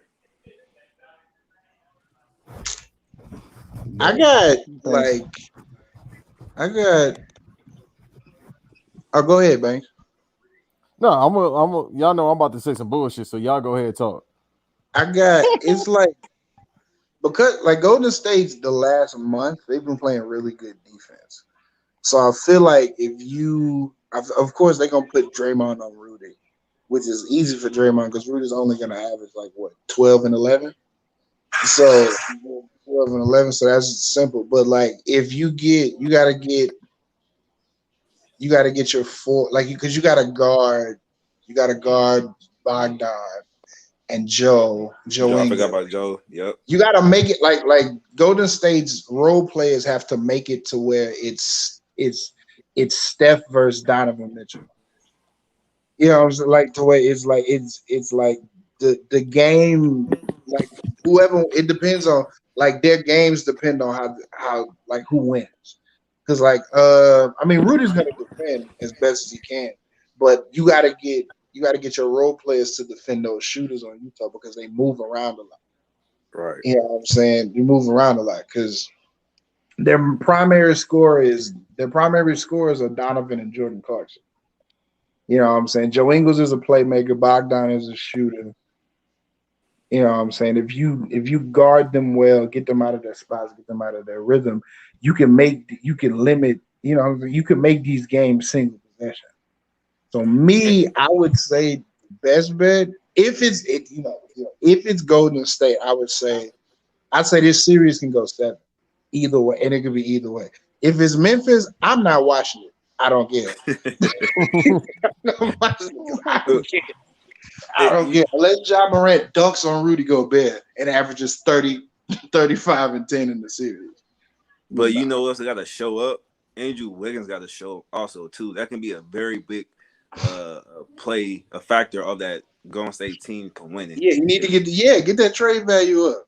Yeah. That's why he was balling yesterday. Get that He's putting the trade clamps on value. LeBron. Let me package you for something. He's putting the clamps on LeBron, bro. I ain't got no more Andrew Wiggins slander after yesterday. I don't need it, but he went to Kansas, so fuck him. All right. That's how you feel. All right. I got Golden State in 6. Fuck the Jazz. I don't care about the state of Utah. I don't care about Salt Lake City. I don't give a fuck about the Mormons. No disrespect to anybody that's Mormon here. Golden State in 6, man. Fuck the Jazz. Golden State in Bro, 6. that's We okay. believe part 2. We You believe believe part 2. 2.0. This ain't no believe. This is get these motherfuckers up out of here. I don't give a fuck What about no. Draymond say? What Draymond say, man? Fuck all that we believe shit. We got Steph fucking Curry. Thank you. We got Steph Bro, fucking which is Curry. hilarious. Goddamn, the Wizards are up 142 to 113. I told people, man. Shit. Russ not going to lose to Miles Turner. No, he's not losing to DeMontis Sabonis. He's not losing to a team whose coach sounds like an IKEA employee.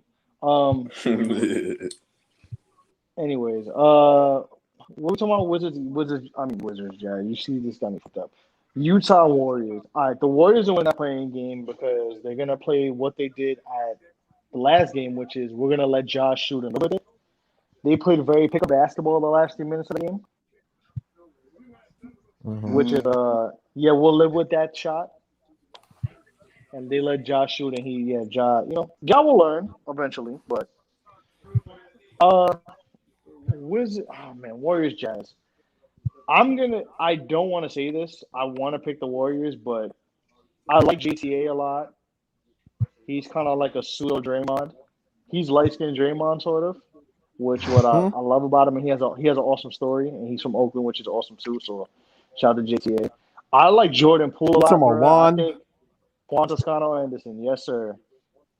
That's why I call him Juan. Oh man, but now Jordan Poole's a very solid player too. Like that little brief period when Draymond and Curry was out, he played really well. I mean, he kind of hit a wall a bit where he struggled, but he could be a very good piece for them in the future. I wish Damian Lee, if they were fully healthy, I think they could give the Jazz a bigger run. But Damian Lee's out. They kind of really need anything and everything that's on that team. Is Oubre out too? Is he coming back?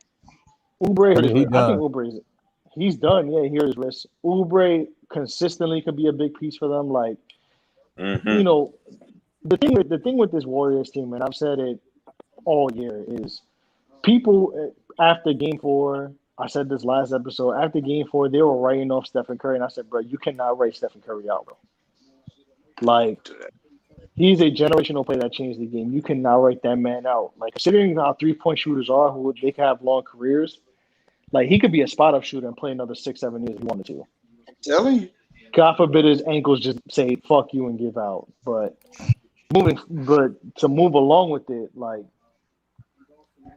this team has gotten together. This is a team that barely played together because remember Draymond basically sat out most of last year, and Curry got hurt after Game 5, and they don't have Klay.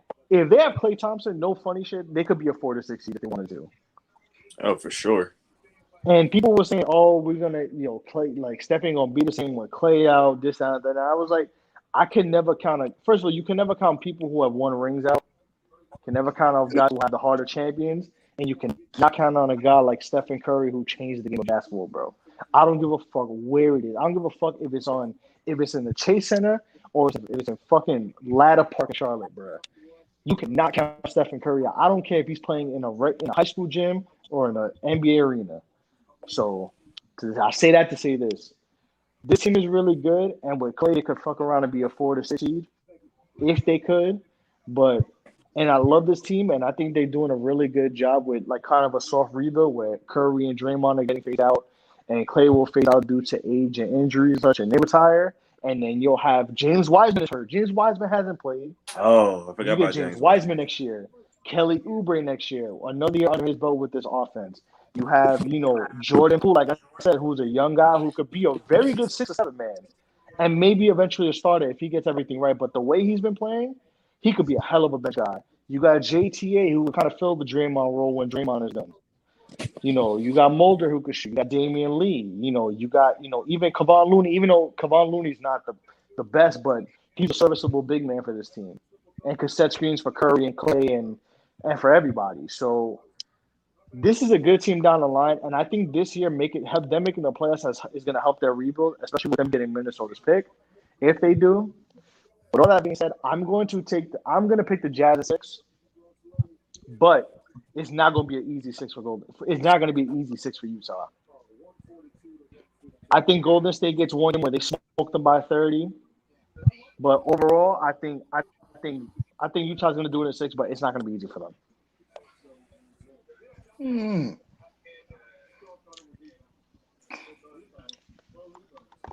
But if Golden State was to be Utah, I would be surprised. If Golden State was to beat Utah and like the Mavericks somehow beat the Clippers, Golden State could beat the Mavericks in a series. If Steph Curry led this team to the Western Conference Finals, I don't want to hear nothing from nobody. Bro, listen, Donnie, I don't want to hear anything now, okay? I don't want to hear nothing from nobody about the second. I don't want to hear shit about Stephen Curry no more, bro. I just don't. Respectfully, bro. But let's move on to the next series in the West. This is the number 2 versus the number 7.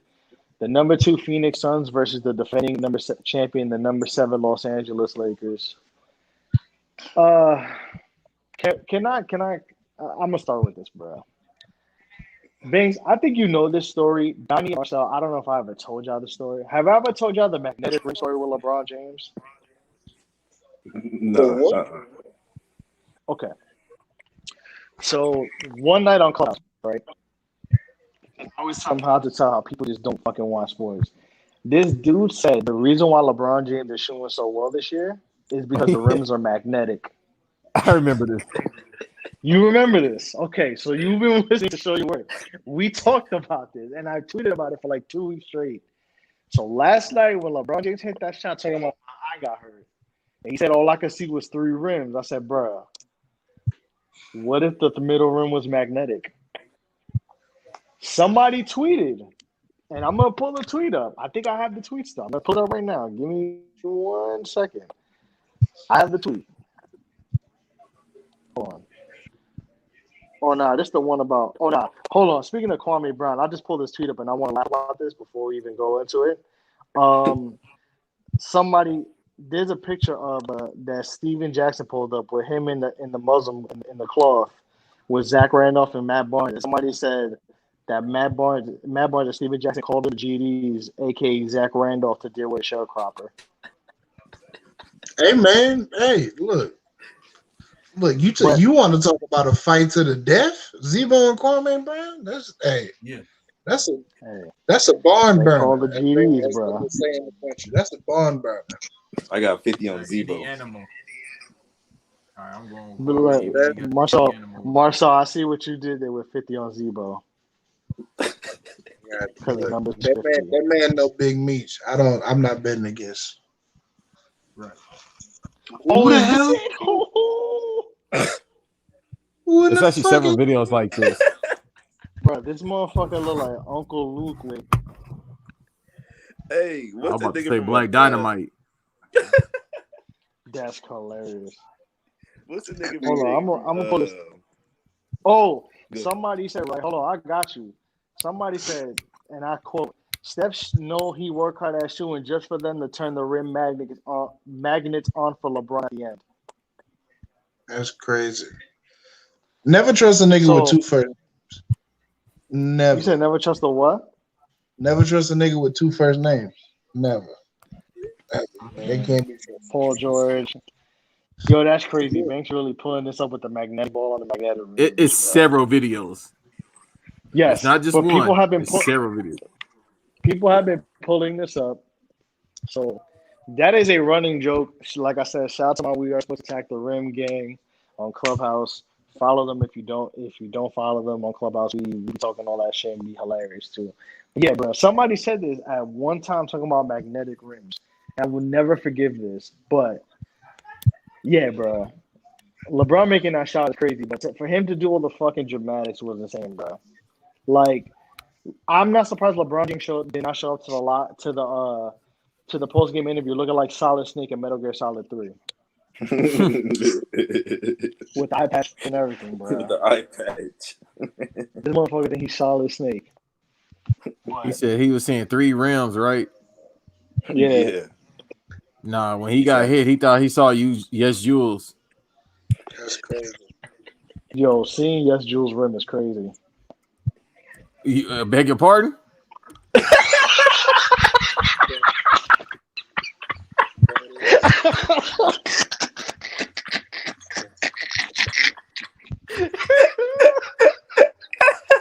Lakers in 6, by the way. Oh, shit. Oh, my God. I mean, the backboard was clear and the rim was orange. Yeah, Josh definitely, he would have heard that. He'd be like, shit, how can I see it? I need 2 more pairs of glasses. I'll put them on at the same time. Oh, no. Oh, man. That's Oh, hilarious. shit. Ugh. Anyways, I'm going to pick. I feel bad for the Suns. Can I be honest here? Even though I joke on Chris Paul, and Chris Paul is one of the greatest of all He's time. the MVP. Hold on, And real Chris quick. Paul's wait. And Chris Yeah. Paul's hamstrings decide to they stop working after Memorial Day. Relax. I mean, you could tell me relax if I'm wrong. Yeah. I'm tired. Exactly. This Chris Paul shit, bro. I get so tired of it, man. This motherfucker. I know Banks punching the air like Jody and Baby Boy right now after that Chris Paul show. I'm the only one that be defending Chris Paul. Me and Eve.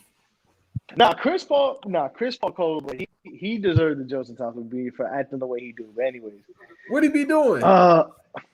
Banks, we're not doing this, Banks. We are not doing this. We are not doing this, Banks. This podcast will be 4 hours long. This podcast is gonna be longer than the Godfather 2 if we talk about what Chris Paul did. Anyways, We're gonna say that one. all right. That's why Steph Curry crossed over, had him dancing like Eddie Gordo. Anyways, so all right. I feel bad for the Suns here because the Suns, for the 1 year they decide to be number 2, they have to go against the defending champions. And Laker fans are insufferable. I'm sorry. Talk about it. I'm gonna say this. There are about like 5 of them that I actually am really cool with, that I don't have a problem with. And I'm gonna name 2 of them. Shout out to Earl. That's 5. Shout out to Earl. Yes, I'm saying. Shout out to our guy, friend of the show, special friend of the show, of course. And shout out to my dog Mo from Nike, the homie. Do not DM him for sneakers though. He does not have that connect. But yeah, Mo's good people. He a respectful Lakers fan. And shout out to the other ones too. Marcel. Oh yeah, Marcel is a Lakers fan. Yeah, Marcel, you're a respectful Lakers fan. I be forgetting. I'm sorry, bro. And Antonio. Me and Donnie know Antonio, so shouts out to Antonio. He actually know what he's talking about too. But that's where it stops. Okay, so shout out to the Laker fans who actually watch basketball. And we'll take it from there. Aside from that, they fucking insufferable as hell, bro. So this narrative of the Lakers have to struggle to get here and all this other shit. I don't want to hear that shit. Injuries happen to every fucking team. Okay, it happened to the Golden State Warriors in Game 5, 6, and 7, and then Kevin Durant's Achilles tore off like a slice of pizza. That's shit happens. That shit popped. It's not That's fun, crazy. man. That shit fell off like a pizza pie that just came out the oven, bro, in New York City. But anyways, listen, shit happens with every team, bro. I do not want to hear this. We struggled and all this bullshit. Listen, y'all had injuries, and injuries are a struggle, but every team has this, bro. Just because y'all the Lakers does not make y'all a special case. But I'm gonna continue on. This is a bad year for the Suns to be good, bro. Because I want to pick the Suns, but I don't know if I could pick the Suns. I don't know. Because if AD, because here's the thing. Ayton could get you have Ayton, right? And that was the main, complaint with the Lakers was like, they go against a team with a big digger and smoked. But they got Drummond who can neutralize Ayton a bit, And then AD's talking about this. I want to play the 5 now. Now he all upset that everybody said you don't play the 5. Now he want to act about, yeah, I'll play the 5. We'll see if he plays the 5 this season. You know, considering how hurt he gets, bro. Because like we said, no, like my co-host said, and I'm not gonna say the joke, but yeah. But yeah, well, and I'm gonna keep it at that. In regards to the Lakers and Suns, I don't know who can contain Devin Booker, honestly, unless they put LeBron on him. I don't think anybody could at all. Chris Paul could be a matchup nightmare. You know, Chris Paul's gonna look out for Aiden and Devin Booker. But I don't want to count out LeBron and AD because I feel like there's a narrative going on, and the way the odds are fixed, where the Lakers are somehow going to make the Western Conference Finals. But because their fan base is insufferable, and because I'm gonna believe in Chris Paul this year. I usually don't because, like I said, his hamstrings are at the Memorial Day. But I'm gonna say the Suns in 7.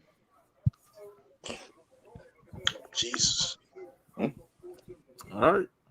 Let me do my prediction. I'm gonna make it simple. I'm gonna make it real simple with everybody with my predictions. I got the Suns in 6. AD can't stand up straight. He like a goddamn infant. Except for they got more vitamins in them than he does. This motherfucker vitamin deficiency is just horrible.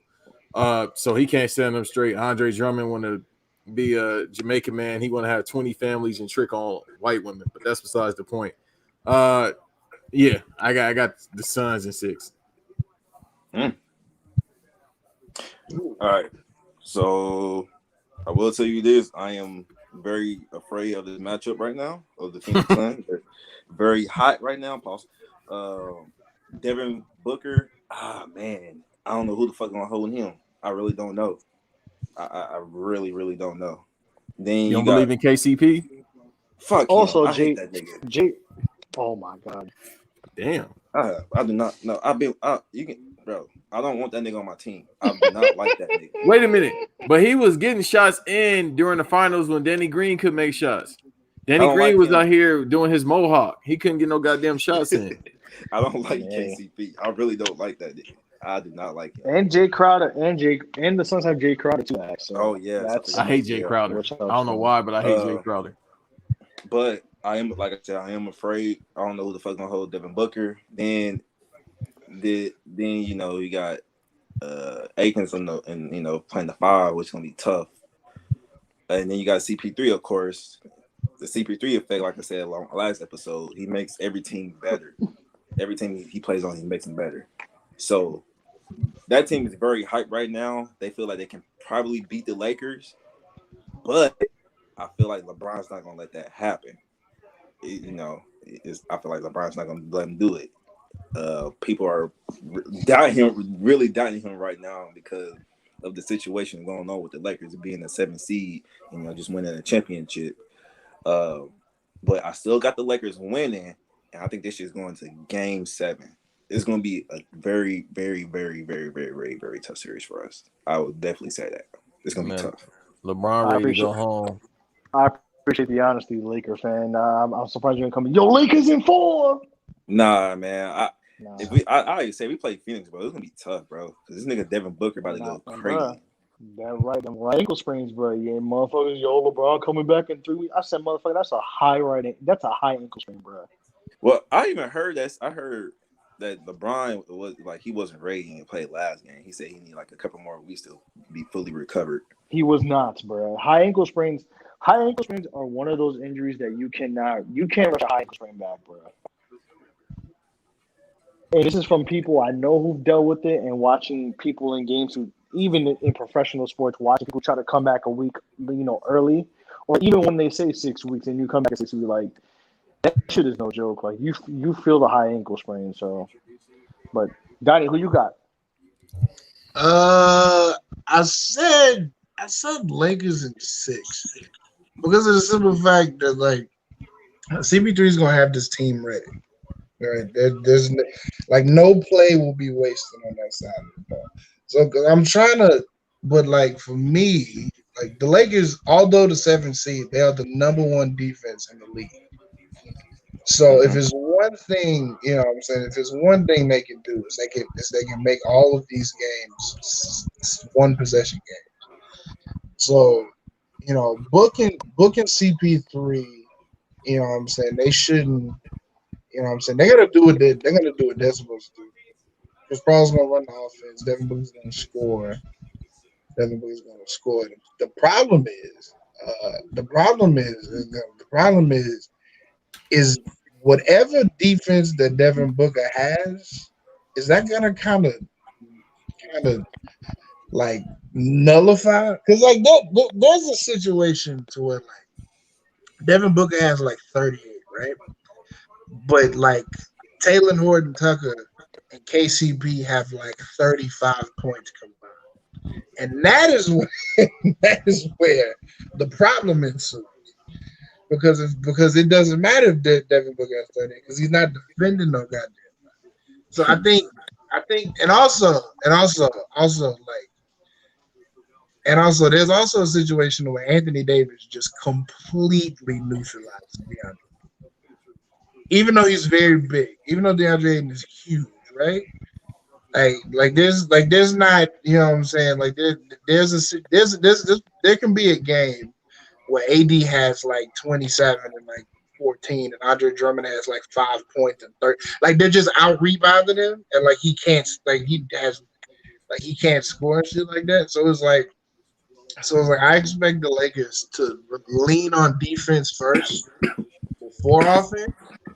You know what I'm saying? Like I expect Monty and CP3 to have a game plan for every situation. You know what I'm saying? I fully believe Monty Williams has a game plan in case, you know what I'm saying, just in case, you know, Aiden's not, you know, he's having a bad night or some shit like that, to where they can just go because like, you know what I'm saying? So it's like who else is on the Suns? So it's like it's CP3 is Book, it's Jay Crowder, it's DeAndre Ayton.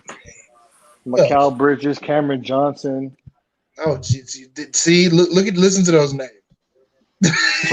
Torrey Craig. They picked him up for nothing Torrey from. Okay, Torrey Craig's a defender. He can shoot a little bit. He's a defender. Okay, so they got a, you know what I'm saying? So they got a good 5 people that they can rely on. It's just like the 6 to 8. Like the 6 to 8 is like kind of weak. Yeah, I think that's gonna play hand in the series. I think like the Lakers are a little bit deeper than they are.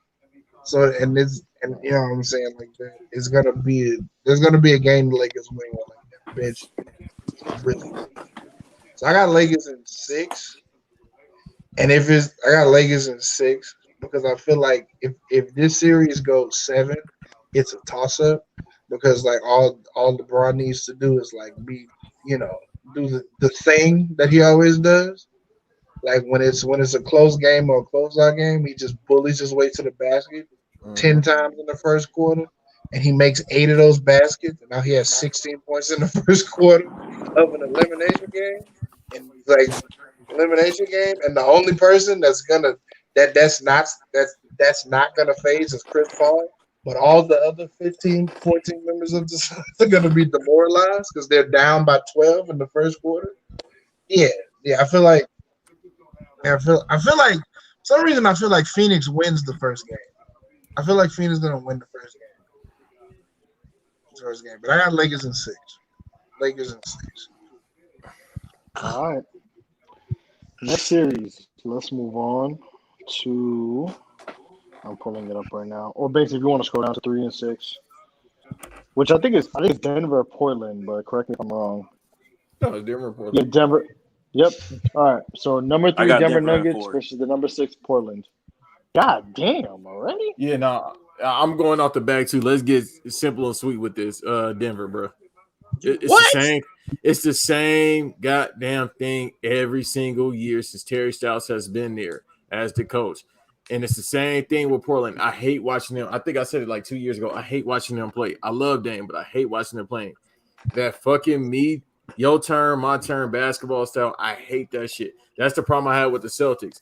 Talented ass team, but it's like, all right, you get your shot. I get my shot. You get your shot. And it's like for every possession, the Trailblazers have to work hard for their shot when it should be so simple. It's like the only time they get an easy shot is when the actual center come out or the power forward come out to actually give them a screen. Otherwise than that, you got Randy Covington out there trying to shoot 100 threes. You got Dame shooting 100 threes. You got CJ McCollum. I'm like, damn, everybody, Rodney Hood when he healthy. Everybody just want to shoot threes. It's fucking boring.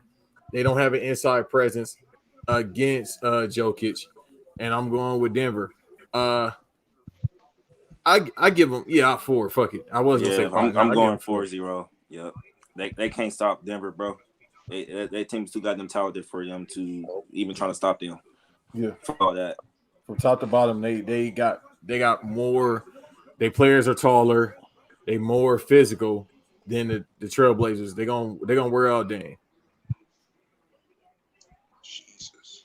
So all three of y'all got Denver in the sweep. Whoa, wait, hold.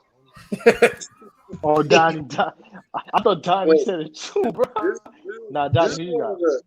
This is one of the hardest series for me to judge because I know he's old as hell, but nobody's realizing that this is Carmelo Anthony versus one of two teams that can retire his jersey. This is Carmelo Anthony versus Denver. Now, mind you, George Karl is not coaching this team. If George Karl was coaching this team, Portland in 4. Portland in 4. It's By the kind way, of it's fun George on this side. yeah, you know what I'm saying? Like it's George, it's Portland in 4. So it's kind of like I don't like. It's kind of like because it's like it's Denver with no Jamal Murray, but it's also Denver with like is Jokic, MPJ, Denver with Jokic on steroids, bro. right? It's Denver with like, Jokic. Jokic is like super shredder right now, bro. He cannot be stopped. He's the MVP just out of necessity. No, they're gonna stop the fat man. Like Nico, like I call him Big Heavy. Like it's my nickname for Jokic, Big Heavy. What'd you call him? So, Big Heavy. That's my nickname for him. Big Heavy. Big Heavy is crazy. Big Heavy. Everything about him is that it takes a lot to move. So I call him Big Heavy. But he's probably to me he's the first MVP winner to win the MVP just based off availability.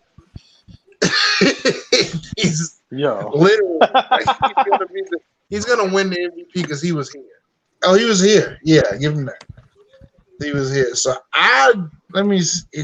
it's difficult. I'm actually gonna watch this series because like it's hard. I don't know. I'm not.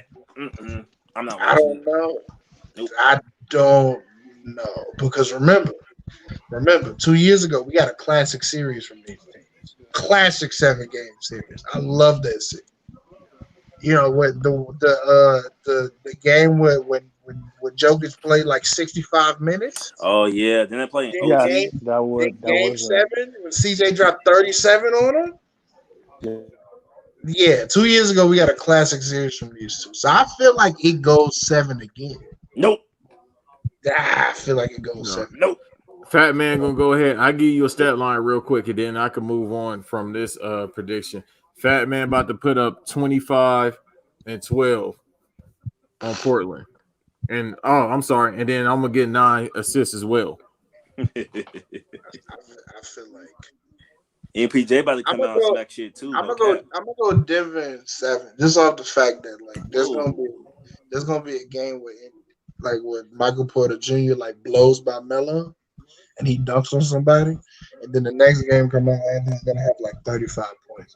Just off the fact that Michael Porter Jr. like just blew by this nigga. I just feel like this series goes 7, but I'm going Denver in 7. Ooh. Okay. Bro, because Dame listen, Dame and CJ can get you. Dame and CJ by themselves could get you 2 games, like just at home, just by themselves. Also, there can be a random game where Enes Kanter has 18 and 18 because who? Enes, You mean you mean random game, bro? That motherfucker be getting 10 and 10 in his sleep. Very random, Here's the thing. very Enos random. Cannon, 18 listen. rebound.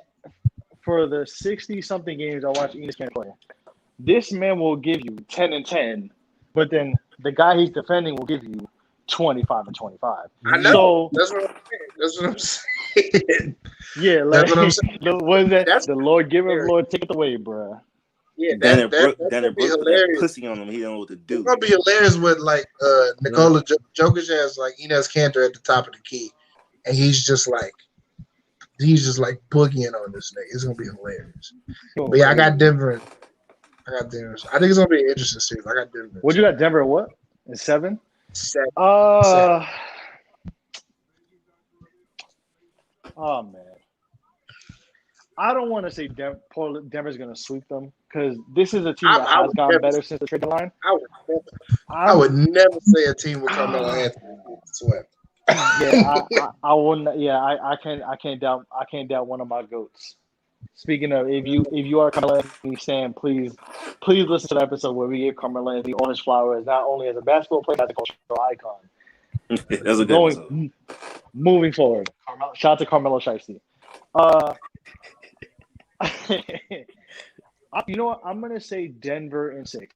I was gonna say Denver in 5, but for some reason, there's gonna be a game where there's gonna be 2 games. The 2 games Portland wins, Denver just plays like dog shit somehow. Where it's Nikola Jokic gets his numbers, but everybody else plays horribly. And then there's one game where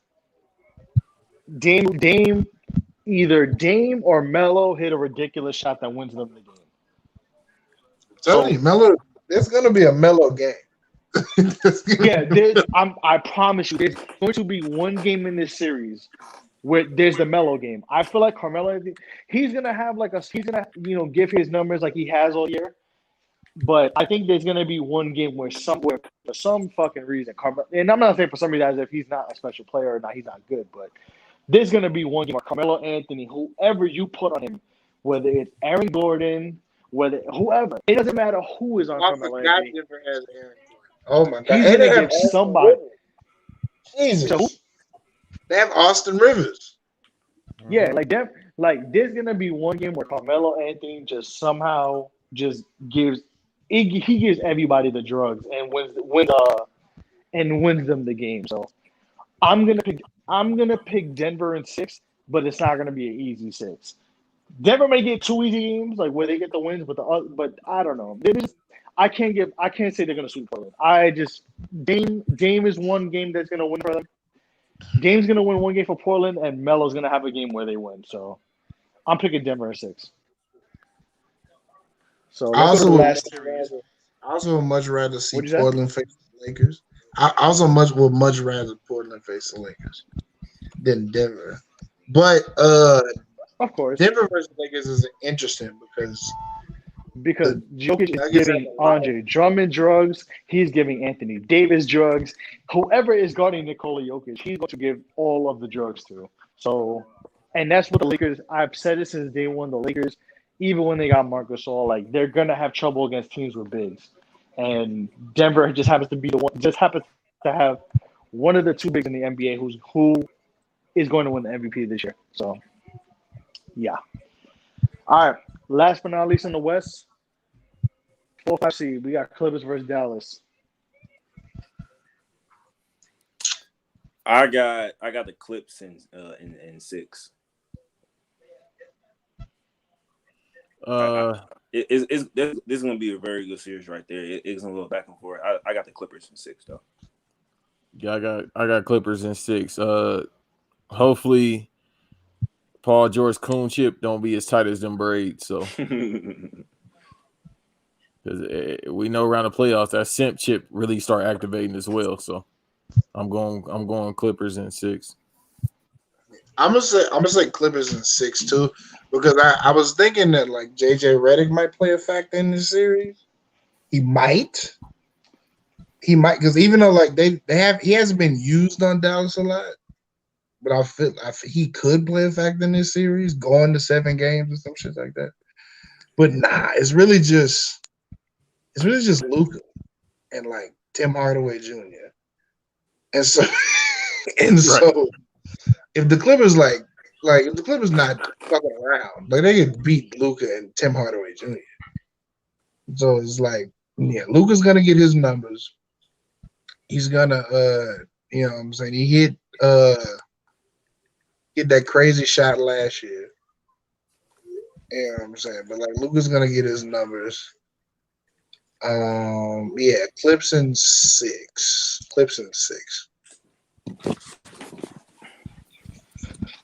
Okay. Hey. Okay. We go to the Eastern Conference. Well, wait. Everybody said Clippers at 6?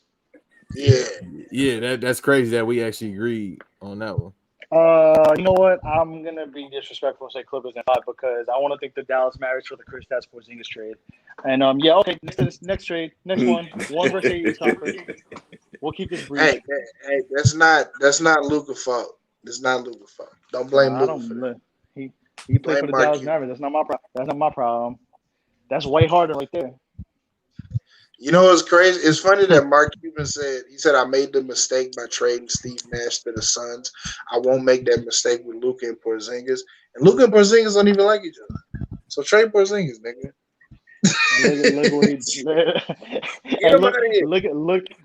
Look what happened 15 years later, or however long that was. Yeah, get him out of here. First of all, where would you trade Porzingis to? The fucking Guangdong Tigers. Ni hao. Nah. He don't go to the fucking Latvia Lasers or whatever the fuck their team. I don't fucking know. Trade him to the Pacers or some shit for Miles. He going to fucking the Euro League, bruh. Benetton Treviso. Let me relax. But nah, seriously. Clippers in 6. This is the same thing last year. Even though Porzingis is there, he fucking gets hurt all the time, and I don't know, man. The Clippers do have a better team, and I've been saying this year in and year out. This whole season, the Clippers made the signings that Lakers should have made in regards to Ibaka, and that which was a big signing. And they got Rajon Rondo, who helps every team that he's on. And they needed a point guard really bad. Pat Beverly would I know Pat Beverly is very good for 6 fouls of talking shit and playing hard defense. With all due respect to Chicago, but Pat Beverly trick y'all, man. But Pat Beverly trick y'all, man. He does the cardio. But respectfully though, Rondo's a big pickup for the Clippers, and I think that's gonna help them a lot. I know Doncic is a problem, but Rondo is just helps, man. Like that, the Rondo trade really could put the Clippers over the hill. So Clips in 6. But all right, man, let's go to the East. 1 versus 8. We got the Sixers versus the Wizards, who just smoked the Pacers, bro, and beat their coach who got the name of an IKEA couch. Who y'all got? I got Philly. I got Philly. I got Philly 4-0, man. I'm sorry. That's hilarious. I got the Wizards winning game 1 and losing the next 4. I got Russell Westbrook giving them 30, 17, and 17 and having social media on tilt. And then I have Joel Embiid averaging 40 and 20 the next 4 games. Yeah, I got Philly in 5. Strictly off Rui Hachimura is going to be guarding Joel Embiid. Hey, future All-Star, Rory Hashimura. Not this month. Not now. Not now. Like I got Ish Smith getting sent to guys by Ben Simmons.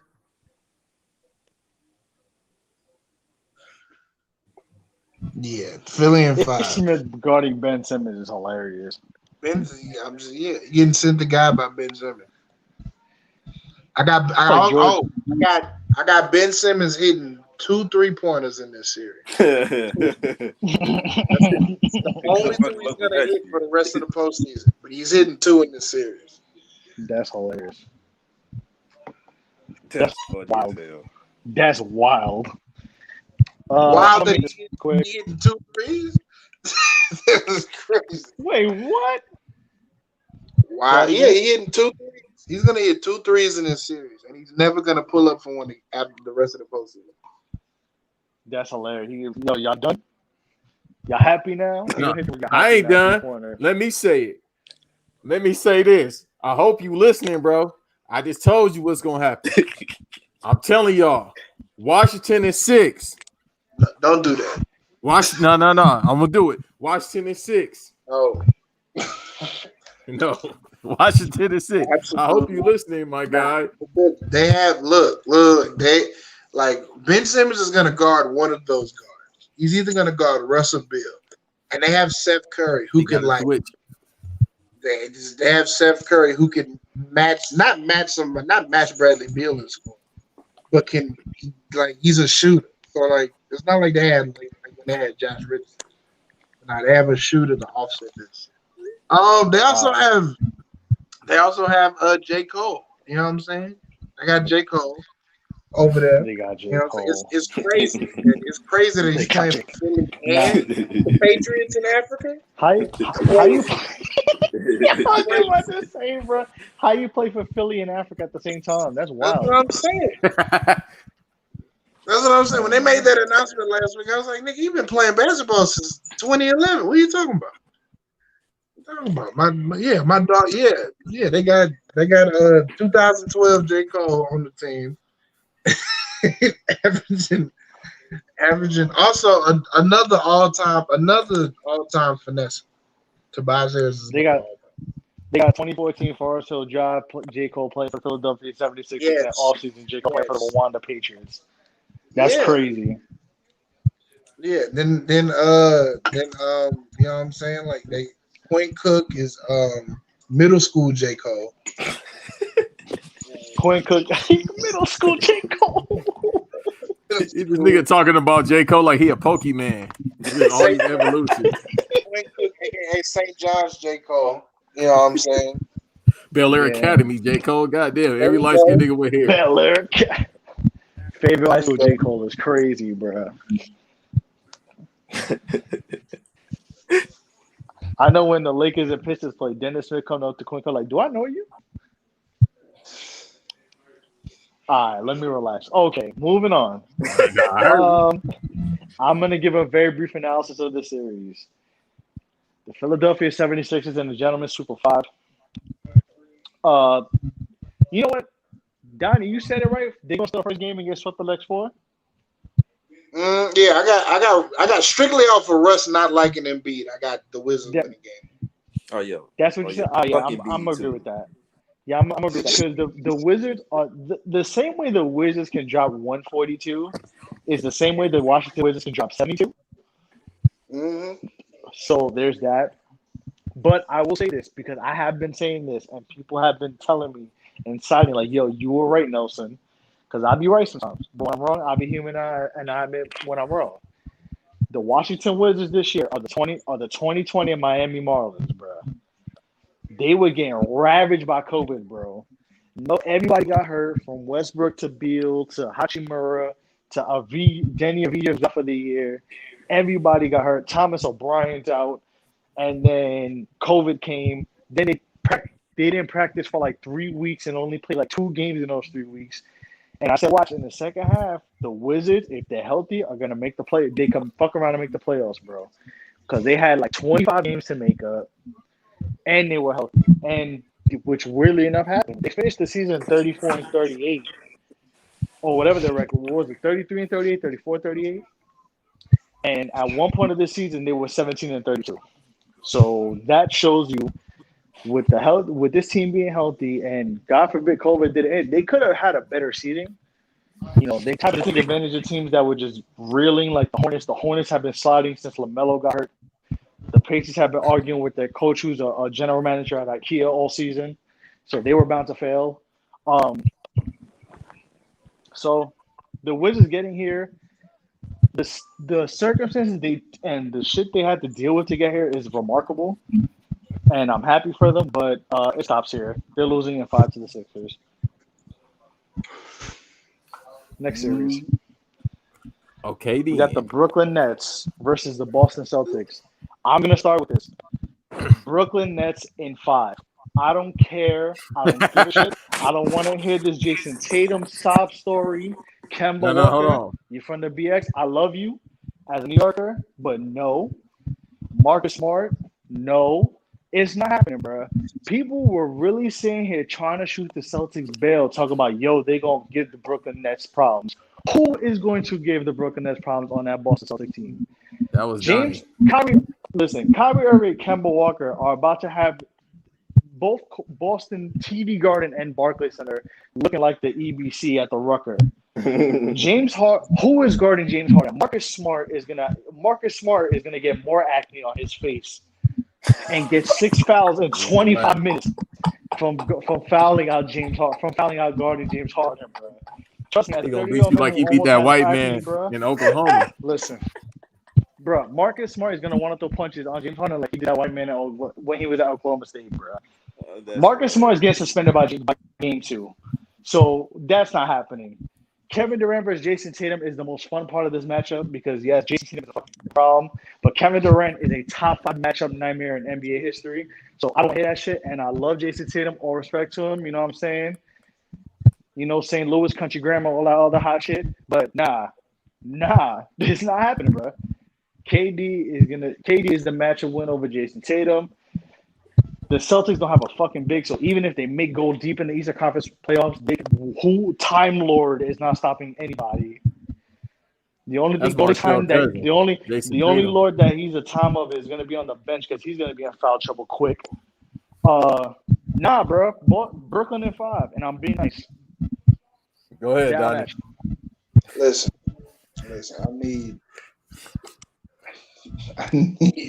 Let me go get my broom. Cause listen, I need. Like I'm Brooklyn and 4. Hold on, and Donnie, I'm sorry. I'm saying respectfully, you are a Celtics fan, and I did not mean to slander your team like that. I'm gonna be honest, you're my man's. And it's also fuck Danny Ainge because, like I said before we got on air, in the name of one Robert Rameek Williams, like he said in that song "I'm a Boss," scared money don't make no money, and that's what this is what happens. But okay, just listen, bro. It's for 8 seasons. I have dealt with these niggas have been the little engine that could. The highlight of the last 8 seasons have been Jaylen Brown,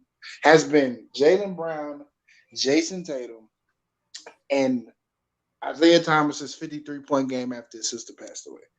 Those are the 3 highlights of the last 8 years. And I'm sick and tired of these niggas being the little engine that could. They've made like crazy enough. They're gonna get. I'm gonna say Brooklyn. I say Brooklyn in 4. It could go 6 strictly off the fact that Tatum can have 2 great games, but Brad Stevens won't lose his job strictly off the fact that he took the little engine that could to 3 Eastern Conference Finals.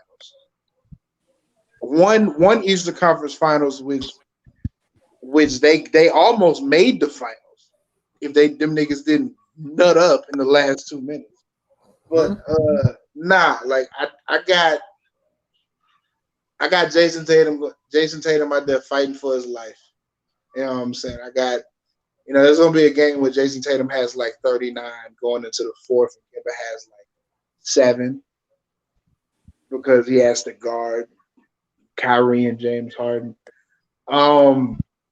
You know what I'm saying? Like I expect to see just a random Taco Fall sighting. Just random.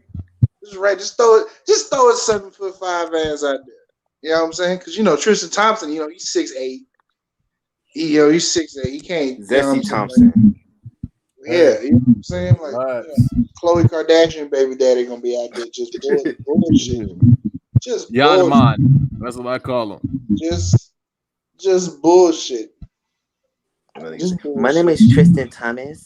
Trade him to. Boy, he don't even talk like that. I know he's Canadian, but damn. My name is trade him Tristan to the Raptors. Like send him home. Like trade him home. Like trade him to the Raptors.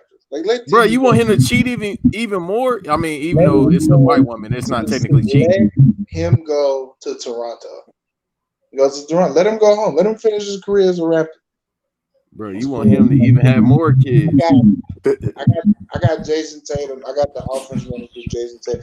Like I said, they can get a couple games just off the fact that Jason Tatum could go off and Kimber could like go crazy, but like it's gonna be whatever happens in the first game is one of those series that whatever happens in game one is gonna be a continuation of the rest of the series. If they get blown out, they're gonna get blown out in game 2, 3, and 5. If it's close, the games will be close for the not really close, but kind of close for the rest of the season. It's just I got Brooklyn in 4. Just Brooklyn in 4. I got Blake Griffin dunking on Time Lord. I want all of this. I just want all disrespect, like on behalf of the Brooklyn Nets.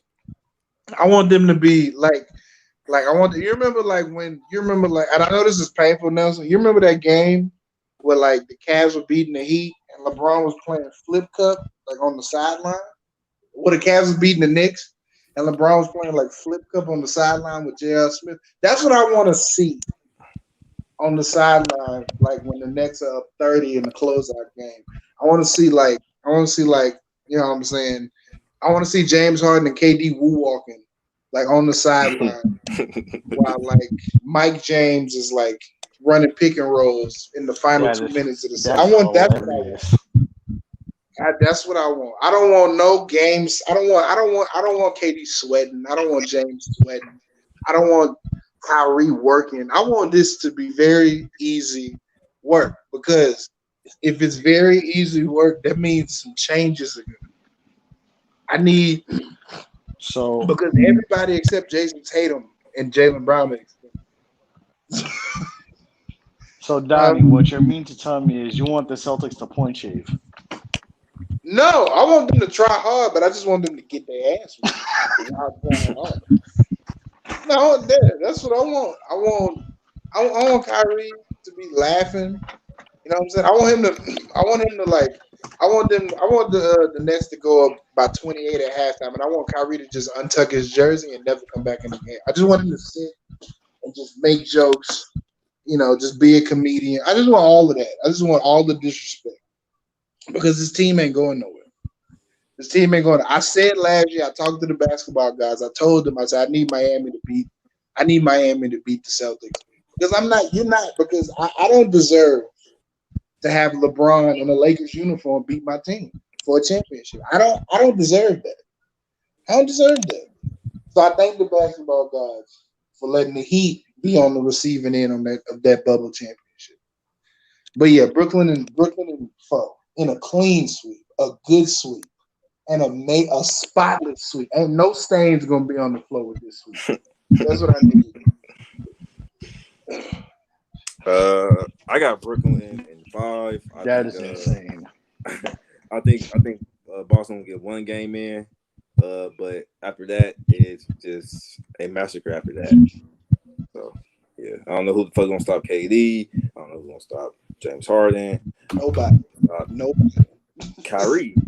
So no, I got him at 5. This man said no. No. I give Boston one game. I want Kyrie to make Grant Williams fall. I just want so many bad things to happen that Danny Ainge has no choice but to blow this roster up. It's more so the coach. He said a white man gets his job. We'll see. Like I said yesterday, Banks. Brad Stevens waiting on Coach K to step down so he can get that Duke job. So he's probably gonna play out his contract.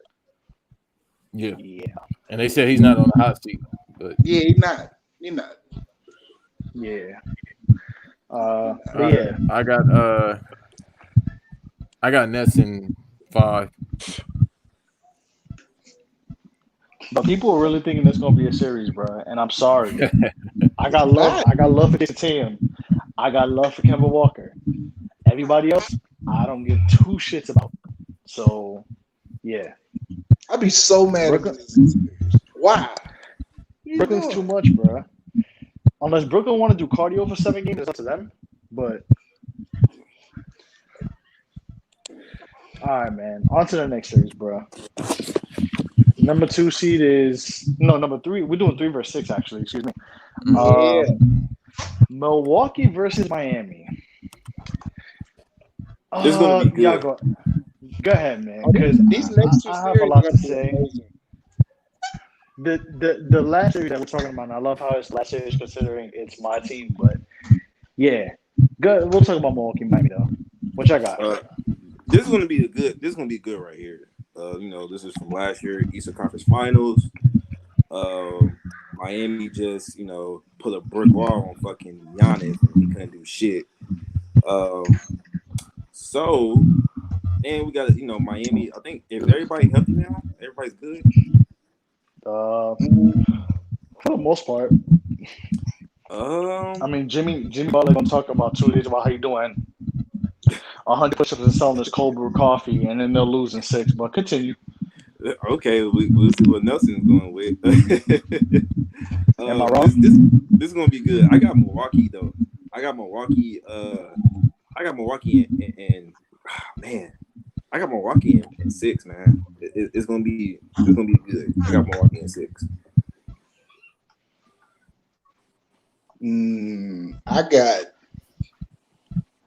I got Drew Holiday defending his lockup championship against I got when his lockdown title. But what Drew Holiday did to Dame Lillard 3 years ago, I got him doing that exact same thing to Jimmy Butler. It's either gonna be Jimmy Butler or Goran Dragic. But I got Drew Holiday putting Goran Dragic in the dirt. I gotta put him in the dirt. I got them to the point to where like they can't play Goran Dragic. They gotta play Kendrick Nunn. But I got these like the Bucks, like it's ironically like the Bucks like got very much more physical and more tougher. So like last year they didn't have they added Drew Holiday, but last year they didn't have nobody like Bobby Portis or PJ Tucker. Like just like hard nosed motherfucking like defenders. So I got the Bucks in 6 just off the fact that they have enough defenders to where Giannis doesn't really have to guard the best player and he can just roam around and play free safety. You know what I'm saying? Because if PJ Tucker is doing a good job on Bam, why does Giannis need to guard? You know what I'm saying? If Drew Holiday is doing a good job on Jimmy Butler, why does Giannis have to guard him?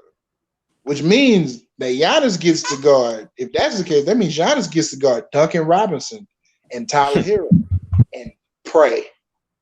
Please pray. Pray. So if that's the case, I got the Bucks in 7. I got the Bucks in 7 because like the Heat will fuck. You know what I'm saying? The Heat will fuck around and win games just off of Udonis Haslem yelling. Also, shout out to Udonis Haslem for the greatest entrance exit I've ever seen. This nigga got in the game for 2 minutes, went 2 for 2 from the field, called Dwight Howard a bitch ass nigga, and he got it. Amazing. At this rate, matter of fact, Udonis Haslem, give Udonis Haslem the permanent 15 roster spot for the Miami Heat. I don't give a fuck. No, I need him on that bench for 10 more seasons. I want 10 more seasons. Just on the bench. Just on the bench. Or like just make him an assistant. He's gonna be an assistant coach when like he's like nah when he like retires. Like he's gonna be in the season together. But yeah, shout out to Udonis Haslem. We might see Udonis Haslem in this season. Do the exact same thing he did to the Man, you will see Udonis Haslem with 1:57 seconds left of Game 6. Yeah. He gonna elbow Brook Lopez. He gonna call him a bitch, and he gonna get ejected again. Hey, Brooke, I don't know if he like his brother Robin, but remember Robin Lopez like to fight. Him and Serge Ibaka was throwing them hands. Also, I forgot they do have Brooke. Brooke is one fights human and one fights humans and one fights mascots. Bucks are tough. They're tough to deal with. I got the Bucks at 7. I'm gonna say 7. All right, I got the Bucks at 7. Bucks at 6. Yeah, You got Bucks at 7. I'll give you Giannis stat line right now: 32 and 11. So 32 points, 11 rebounds. Bucks at 7. All right. Let me get into my shit real quick. I'll keep it brief. Okay, first my beat, baby. Let's go. I'm gonna cut. Oh no. This is. I'm doing my. Hold on. I'm gonna do my Bucks Miami promo real quick. So Miami was doing all this shit, and Miami fans were very. Miami fans are bordering Lakers fans now, where they're like, "We made the championship," and I'm like, "Bruh, shooting in a gym is different from shooting in an arena." So I don't know what y'all talk about. Anyways, that's the start. Second of all, they've been shooting like shit. Yeah, the Miami fans and NBA fans in general who don't watch basketball are treating Tyler Hero and Duncan Robinson like they're the Hardy Boys.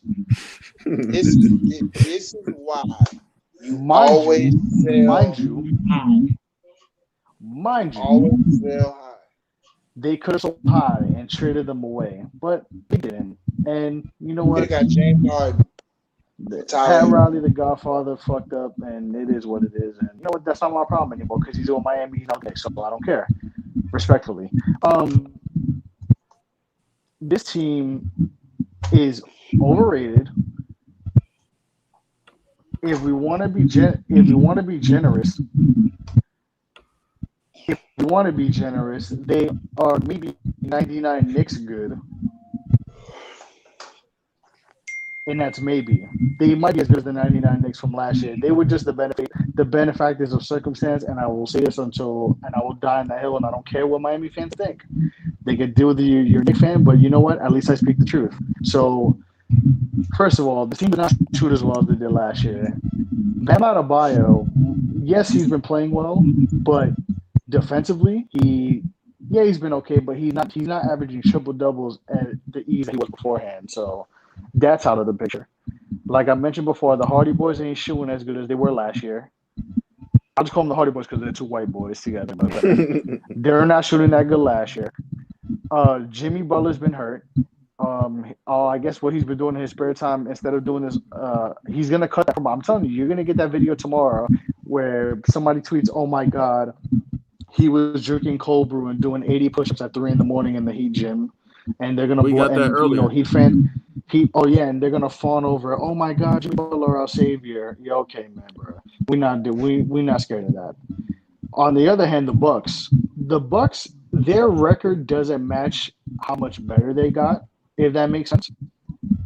I think you said that like last episode too. And I said that last episode where the Bucks, and it's funny because shout out to my homie Wes, he said too, and I was thinking about this. They've kind of been talking about how they've been tinkering with stuff all year. And they know they're that good, but it's like we're gonna tinker with what's good for us all year. We're gonna test out White Dante and X lineup, Giannis in this lineup with these people, and Drew Holiday with the second unit, and so on and so forth. They've been kind of messing with different. They've been tinkering around with the team more or less, instead of just like, "Oh, let's get the best record in the league. Let's just have the best plan going forward in this playoffs," and it's paid off for them. Drew Holiday is putting Kendrick Nunn, Goran Dragic. He's putting everybody in jail. First of all, Drew Holiday put Damian Lillard in jail for that series, and CJ McCollum with Rondo. So, if I'm betting Drew Holiday amongst the backcourt of the Miami Heat. So, with that being said, man, fuck the Heat. I'm picking the Bucks in 5. Did y'all see that article where somebody said Drew Holiday wasn't a great defender? And Yeah, I saw that. There Yeah. wasn't a difference between him and Eric Bledsoe, and I was like, nigga, what? Bruh. Most I people beg don't your know shit pardon? about basketball. Most people don't watch basketball. But yeah, I'm picking the Bucks at 5, maybe 6.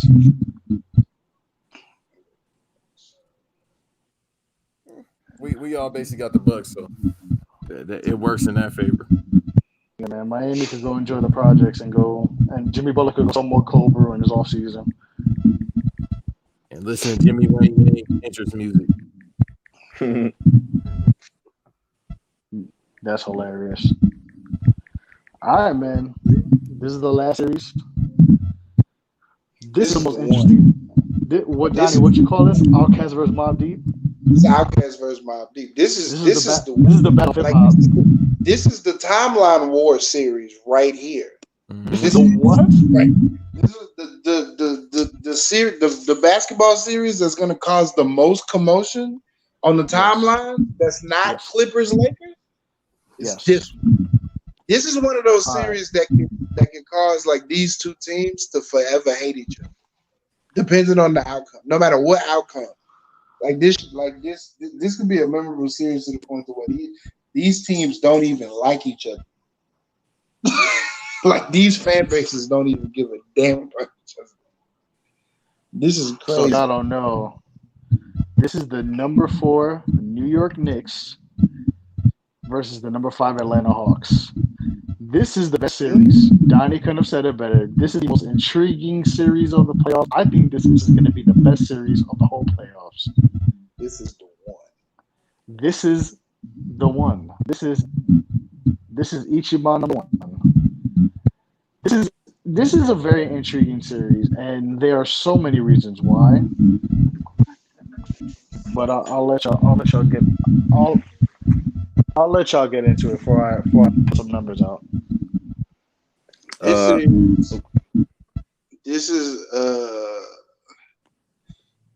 This could turn out to be this series could turn out to be this decade's version of the Boston-Chicago series in 2009. Remember that classic like Boston Celtics Bulls series in 2009? Mm-hmm. This could be, which is crazy because Derrick Rose is on the Knicks. So this could be one of them, because it's crazy that the Hawks are like that. Like who is that new? Is Nate McMillan that coach? Yeah, Nate McMillan is like replaced Lloyd Pierce, right? Yeah, Nate McMillan replaced Lloyd Pierce, I think, right at the All-Star break. Right. And they're the fifth. Like them, like it's crazy that none of those, like they made no roster changes. And like Nate McMillan got them niggas like back right. Because Lloyd Pierce had them motherfuckers losing. Like getting their ass whipped. And it's like, oh, don't worry, I'll get into that. Like I would be so upset if this was not a 7-game series. I need this to go 7 games. And it's not going 7. I would be so mad. Be so mad if this is a 7 games. Strictly like this is a 7 game. Like it's like it's kind of hard to pick too. Nelson, are you one of those Knicks fans that believe y'all playing with house money? What do you mean by house money? In regards to that, we have the home court advantage and we're winning?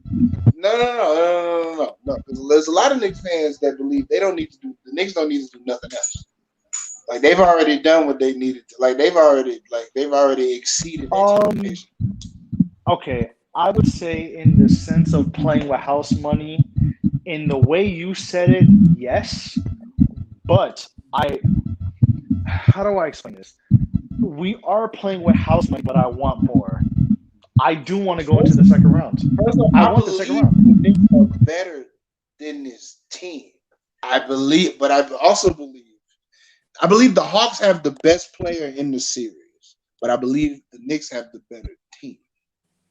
So I believe believe the Knicks should be favored to win the series. Because if this was like if you guys were going up against the Bucks, I'd be like, yeah. New York Knicks fans should be happy to be here.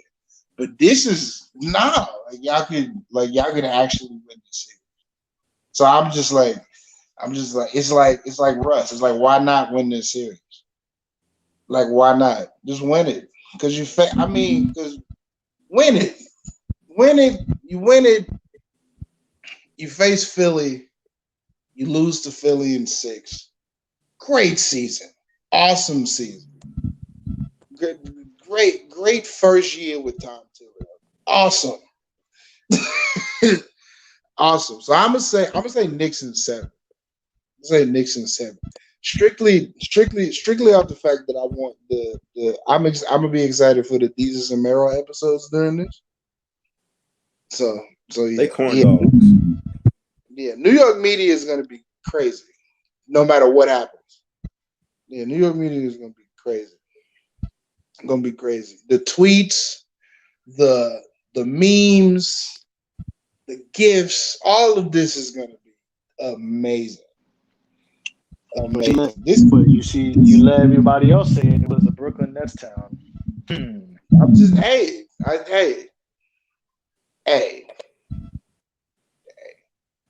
Oh, that's the other series that is like the most intriguing series.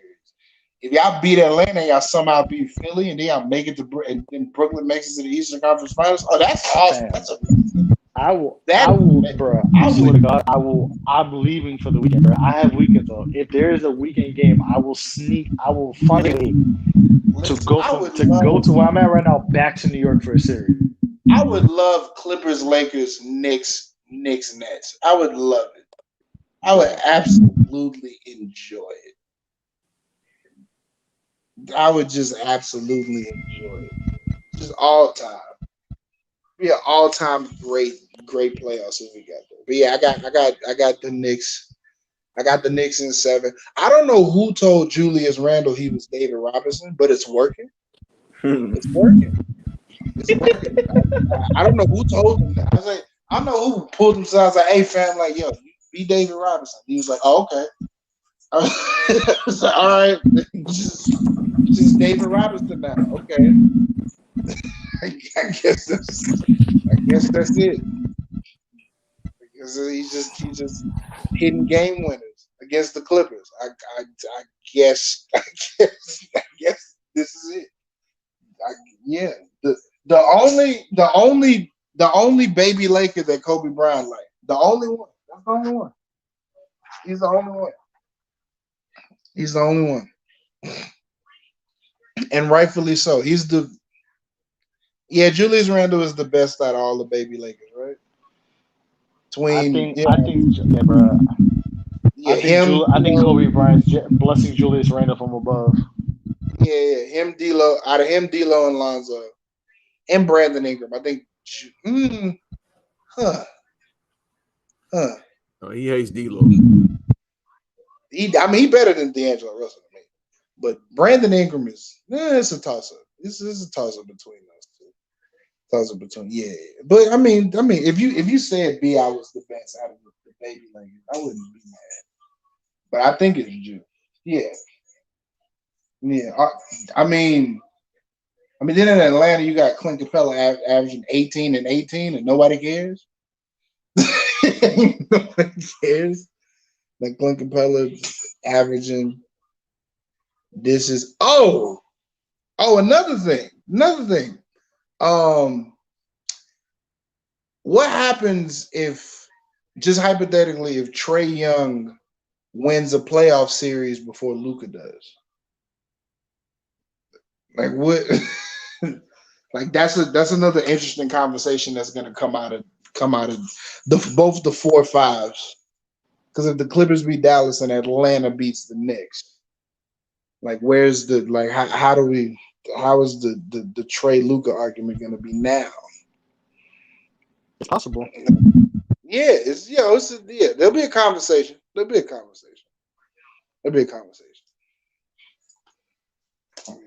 Yeah, I got the Knicks in 7. strictly off Julius Randle thinking he's David Robinson. I got Knicks and shit. This one is a little bit more complicated. But fuck It it. is. I'm going Knicks. I'll go Knicks in 6. I got New York in 5. Jesus. Damn. Okay. Just boat racing the goddamn. God damn, no analysis. Knicks and Fox. Damn, y'all thought the Knicks fan in this podcast was gonna say that, but I'm gonna put the Knicks at 7. I don't. There's a lot of things with this series that's interesting. As the Knicks fan, and I'm speaking with this with no bias. Banks knows I'm a Knicks fan, but and Donnie, y'all know I'm a Knicks fan, but I'm a Giannis fan. This is the toughest series in the playoffs, and I'm not saying this because it's because it's the Knicks. The 3 games that Atlanta and New York played this year were ridiculous. They were bloodbaths, beginning to end. Especially the last game, y'all remember that was the game that went into overtime. That's when everybody got hurt, everybody got fouled out. Like it was literally a in the words of Jim Ross, it was a slobber knocker. Like them motherfuckers was fighting on that court, bro. And the Knicks and Hawks have always been interesting because we've met them in the playoffs a bunch of times. At the '99 playoffs, we met them, and we had years before that, but. This is just an interesting series. I mean, on the Hawks side, you got y'all hear me or not? I don't know if the feedback is a little wild. I don't know if it's me or something, but hold on. Yeah, if y'all can, I'll say it on air. Just mute your mic when you aren't talking. That'll help. Yeah, I don't know if it's me with the feedback. Y'all hear me now? Am I good? Yeah, you good. No feedback. Yeah. I bet. All right. So with the thing with the Hawks is, and the Hawks so there's actually a stat. There's a guy I follow by the name of Tommy Beard. He writes for Forbes now. He tweets about the Knicks stuff, and he does a lot of number stuff. So I would suggest following him. His name is literally Tommy Beard, like it's spelled just like that. The final 6 weeks of the regular season, the Hawks were tied with the Suns and Nuggets for the NBA's best record at 18-7. The team with the best record behind those 3 teams were the New York Knicks. So this is literally 2 of the 4 teams with the best records of the last 6 weeks of the season going against each other in the first round, which is crazy to think about. That doesn't happen often. Like you kind of have one team who's sliding and one team who's streaking going against each other. But this is an interesting game because this is an interesting series because on the Hawks side, you have Trae Young can win you a game on his own. Then you have a game where Bogdan Bogdanović has been playing like crazy ever since the final 20 games after he came back. The first 15 games, he was averaging, and this is according to Tommy Beer again, he was averaging 8.5 points on 35% shooting, 2.2 assists, 1.7 three-pointers made in 22 minutes. Over the final 20 games this year, he's averaged 22.2 points on 50% shooting, on 4 assists, 4.63 three-pointers made a game on 35.2 minutes. So Bogdanović has become quietly has been playing out of his mind and has become a very solid second option for Trae Young. So you have that. John Collins is a guy who can go off. But I'll go into where John Collins could get neutralized when I talk about the Knicks. But John Collins can play a really good game. Clint Capella in the 3 games against the Knicks had really good games against them. He had 20-20 the last game, but the Knicks still won. But Clint Capella has played really well, and nobody really talks about Clint Capella's numbers. But Clint Capella has played really well for the Hawks, and he's been a very solid piece this year, especially with Nate McMillan taking over after Pierce got fired. And like what Donnie said, they made no moves, and look, with a coaching change, because I was watching the Hawks early on in the year, and there were a lot of games where either they would smoke teams in the first half and they almost blow the game, like literally blow 20-25 leads, double-digit leads and lose, which they did with the Knicks, I think the first game, and I think the second game too, if I remember correctly. Or they will lose the game altogether. They will literally be up big at the half or be up big going into the fourth quarter or have leads going to the fourth quarter and just lose the lead and lose the game. So the coaching change with Nate McMillan has really helped this team. And like I said, they can win 4 games with Trae Young, Bogdanovich having good games, Capella having good games, and having solid efforts from Herter, Gallinari. I mean, Hunter's hurt, but you still have Cam Reddish and John Collins. Whereas on the Knicks side, you have Julius Randle, and yes, they've talked about that they can neutralize them, but with the Knicks, there's not one definitive second option, but you have a bunch of guys who happen to come and contribute and on offensive end points when it matters. Derrick Rose has been one guy. Even though Alec Burks was hurt and had COVID, Alec Burks has always been a bucket, and he's had a lot of games where he scored 25 to 30 points, literally with 10 to 15 point quarters alone. So you have Alec Burks, you have Quickly. When it comes to second units, the Quickly Rose backcourt is absolutely dangerous, and second units of other teams can't do anything with that. Nerlens Noel has been a steal with a little contract that he got. Taj Gibson has been has contributed really well, and with Mitchell Robinson being out. And in regards to John Collins, like I said, when Julius Randle played John Collins, it's like the light is green. He turns into David Robinson, like Donnie said. John Collins, if you watch the last game against the Knicks, especially, John Collins looked like he wanted to just take the plane, literally just wanted to get in an Uber and go back to JFK and go home because Julius Randle was killing him. Like, John Collins wanted to throw a tantrum if he could. And then McMillan had him under control, but you could tell by John Collins' body language, he did not want to be in Madison Square Garden playing the Knicks or even being there in a State Farm Arena when the Hawks are playing the Knicks because Julius Randle just happens to have his number when they play against each other. And Julius Randle just has – I don't know what it is, but Julius Randle loves playing against John Collins because I got to check his stats because he just goes crazy against him. So in that case, there are games where Julius Randle can win you the game, but at the same time with the Knicks, they have guys who just come alive in the second half off the second unit, whether it's Alec Burks, whether it's Derrick Rose, whether it's Quickly, Nerlens Noel on the defensive end. RJ Barrett has shot really well. This Knicks team, people have been talking shit about this team does not shoot well, but mind you, they have 4 or 5 guys, especially with Derrick Rose since the trade, who have shot over 40%. You have Julius Randle, who's a most improved player candidate, who went from 27% to 41%. Derrick Rose, I think he's shooting from 41% since the trade. Whereas the Knicks, since that trade, have had an incredible record since the Derrick Rose spot.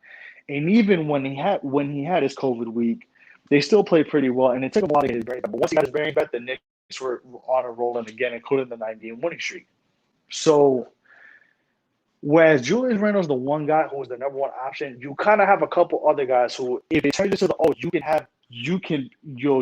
Julius Randle can get his numbers and everybody could beat us, or we're gonna stop Julius Randle and have everybody else beat us. Derrick Rose is not going to be an easy pushover. RJ Barrett, if he keeps shooting at the rate he has, which he has improved, and people have not really talked about.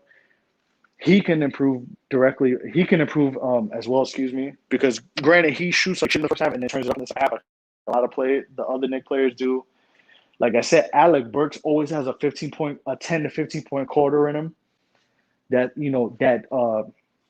decide the game for the Knicks. Quickly's played really well. Noel's played really well. So with the Knicks as a team, they're a top 3 defense all year, and on offensively, as the season has progressed, they've gotten better, and Julius Randle's got better.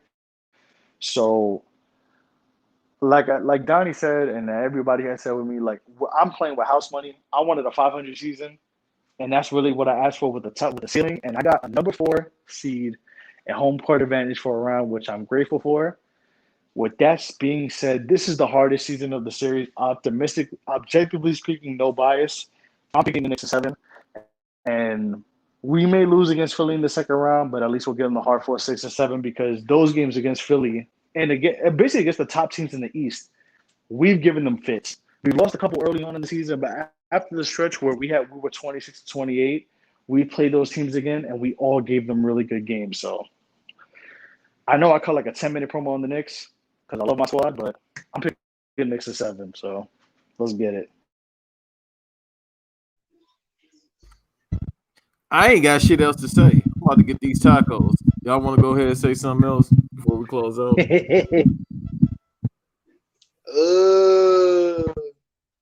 Yeah, anybody out there, Danny Ainge is on the trade block, as we speak. This man will not let the shit go. I'm telling you, like, give me let me get Maxi Kleber from the Mavericks with Danny Ainge. You know what I'm saying? Mark Cuban likes to white up his basketball team. Get Danny Ainge. This is the first. Donnie, this is the first. I hope the last time I ever heard Maxi Kleber again discuss the trade. So. Yeah. I'll take Maxi Kleber. What's that? 6.6 rebounds. That is definitely more valuable than Danny Ainge right now.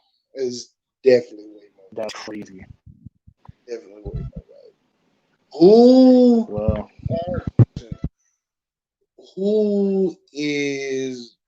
Who's y'all finals predictions?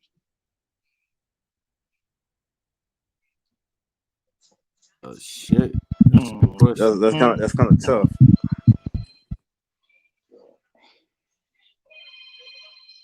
Fuck it. While the house phone going off, I'm going with the Lakers versus. Fuck, I'll go back what everybody probably thought before. Lakers and Nets. I got Nets Clippers. For some reason. This high ankle sprain with LeBron is bothering me. I definitely got the Knicks in the East. The West, I don't know, man. This Lakers team is not how it was last year. Of course, the bubble and shit like that. But I don't know, man. Me being a Lakers fan, I don't see us going to the finals this year. I don't see it. So it can be a toss-up between the Clips. It could, man. Shit. I don't see Utah. For sure not. Who's number 2? I would call Adam Silver myself if Utah makes the finals. I would listen. No. Who's the number 2 seed? In the words of Rick Ross, this finals is swaggerless. If they make the finals. In the West is Phoenix. In the East, Phoenix is the 2 seed. Brooklyn is the 2 seed. Okay, never mind then. It's gonna either be the Clippers or the Lakers. Then. On the Clippers or the Lakers. First of all, it would be a great moment for Chris Paul to make the finals at 36.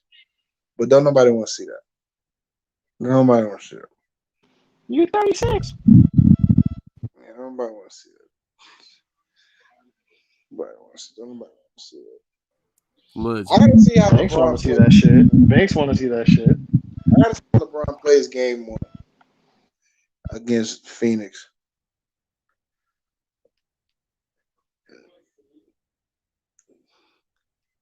One against Phoenix because I want to say. Now, would you? Nah, go ahead, Nelson.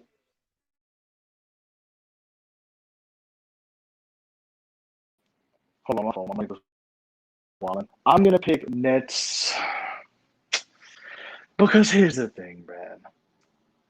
You could pick the Bucks and the Sixers. Like the Bucks, anybody pick Bucks, Sixers, or Nets. I'm not gonna doubt you or say you're wrong, but I don't trust Mike Budenholzer in the playoffs. Even though this is a better Bucks team, I always say it, bro. Like I just can't trust Mike Budenholzer. Maybe this is the year, but I go off history for the most part, and I know it's kind of a thing. It's frowned upon, but whatever. I don't trust Mike Budenholzer in the playoffs. And with the Sixers, Papa Doc, he likes to cough 3-1 leads up, even though I got love for Doc Rivers. But, yeah, I'm picking the Nets. The Clippers, like I said before, the Clippers made the signings the Lakers should have made and should have kept, honestly, because like the Lakers should have kept the band, but they let them go. And I think the Clippers are full benefactors of that. So I'm going to pick Nets Clippers. If the Lakers make it, though, I would not be surprised due to A, narratives, and B, high ankle sprain. But I don't know, bro. I've seen crazier things. So LeBron somehow making the finals, considering the shit he's going through, it wouldn't surprise me. I do not. I would not watch sports media if the Lakers make the finals. It just is LeBron. That is the negative thing about LeBron. He has made sports media horrible, horrible to no fault of his own, except for like this year, or the last 3 years, where he's been trying to create this narrative and shit like that. But no, sports media has been horrible because of LeBron James. I agree. Just horrible.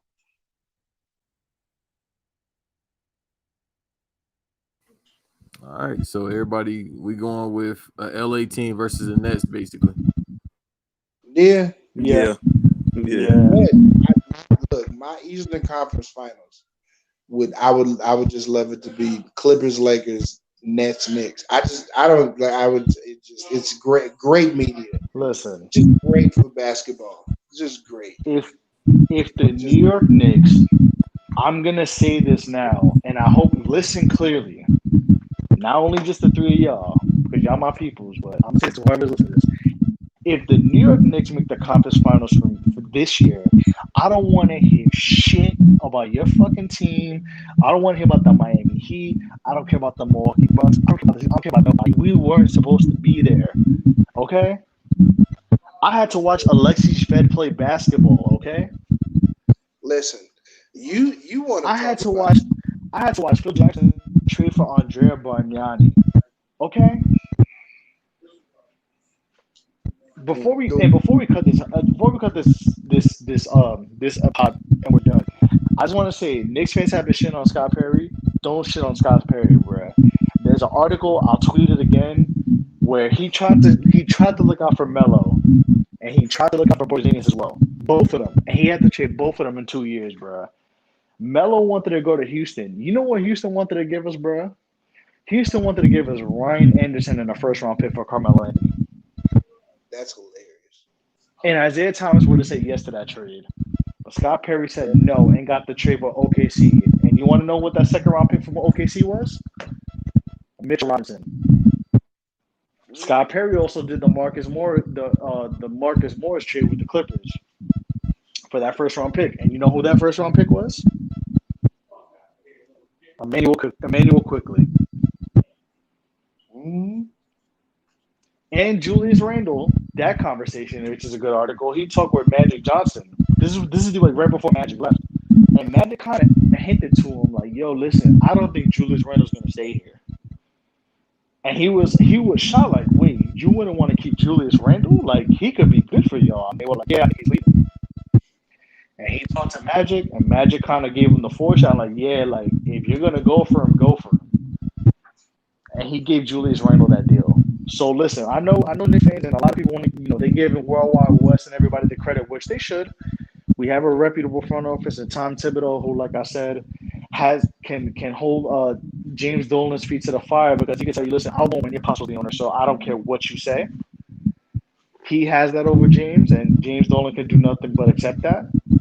But Scott Perry made some great moves, and yes, he might have did some questionable draft decisions, but Scott Perry's the reason, started the foundation to why the Knicks are where they're at, before we play the Hawks on Sunday. So shout out to Scott Perry. Shout out to the Knicks. And like I said, if the Knicks make the Eastern Conference Finals, I don't want to hear anything, bro. I get to talk shit this whole summer, and you will not stop me. If and with that being said, sell high. Sell high. And I do want to say this too. I appreciate that y'all, as other fans of other teams, are not raining over the parade and actually saying, you know what, the Knicks are actually making the moves. Because a lot of people, when I was saying, yo, look at the Knicks, they was like, nah, you full of shit. Isaiah Thomas, James Dolan. I said, yeah, I know, but this is 2020, 2021. Look where we at. So. Listen, my whole mood changed about the Knicks when somebody told Julius Randle that he was David Robinson. Julius Randle was averaging, if the Knicks had the same record and Julius Randle was averaging 17 and 11, I wouldn't really care. But he's averaging 24, 10, and 6. Who told him he was David Robinson? Who told him he was Hakeem Olajuwon? Who? I want to know who told him this. I can't believe Kobe Bryant spoke to that man in a dream and told him that. I think that's what happened. I just want to know. And Tom Thibodeau told him the same thing. I just want to know. Also got Taj Gibson getting ejected for no reason in this series. I feel like this series is gonna be one of those series, bro. Like the Bulls Celtics 09 shit the Wizards Celtics 2017 when Isaiah Thomas dropped 53 and then like John Wall hit that shot, jumped over the scorer's table, and then he hurt himself. And then that's a fragile man right there. I'm just saying. Also, wait a minute. Shout out to John Wall for playing over, I believe, 50 games and averaging 20 points and 6 assists. Shout out to him just being back to playing basketball. Now, get bought out of your contract and go play for a contender. Leave Houston. Leave it. Take the listen, man. Just give some of that money back and go play for a contender. Yeah, bro. Because John Wall proved he could play for a contender. That's what he proved. He played 50 plus games and he averaged 20 points and 6 assists. Now them niggas lost a lot because they lost a lot. They lost. Yeah, I will say that despite that injury, he did play really, really well. So I give him the utmost credit for that. So yeah. Get bought out. Get bought out, please. Get bought out. Is Christian Wood most improved? Because most improved? Is he most improved? I think the three nominees are going to be Julius Randle, Jeremy Grant, and Julius Randle. Yeah. Julius Okay. Randle's Julius Randle. Yeah. It'll be close between him and Jerry. But like nobody cared about the Pistons. So it was just, nobody the Pistons. Jeremy Grant was balling his ass off, but the Pistons are a 2-pack of ass. So. Right. Like Jeremy Grant averaging 22 points is not going to bring nobody to the city of Detroit because nobody should be in the city of Detroit. Except for scammers. They're going to have to sign Sada Baby to make the playoffs. So. I'll never forget this day in my life. My Uber driver picked me up in a 2007 brand new Chrysler 300. It was brand new. I was like, what? Did you just buy this? He was like, yeah, I bought it today. It's a 07. I was like, all right, okay. Yeah, don't live in Michigan, please. Please don't.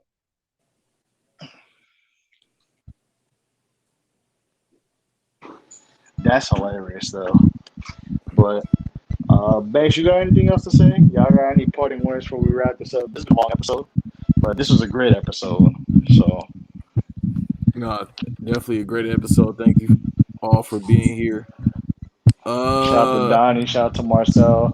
Next week, we kind of had the awards and we're going to talk some wrestling, but we'll save that for next week, being that this was a very heavy episode with Kwame Brown and the NBA playoffs and everything regarding to the NBA. But we'll definitely get into stuff next week. Absolutely. Yeah, y'all go ahead and get y'all plugs in. As always, it's me, Donny Luche. At Donny Luche 1 on Twitter. I tried to get my old account back, but then I realized all my old, bullshit ass tweets are in there. So RIP that account. It's at Donny Luche on IG. RIP that account. Yeah, RIP that account. Speaking of RIP, Velveteen Dream, RIP Bozo.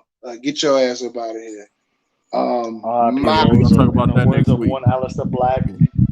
We're gonna talk about that next week. But in the words of one Alistair Black, living infamy, art imitating life. You gotta love it, baby.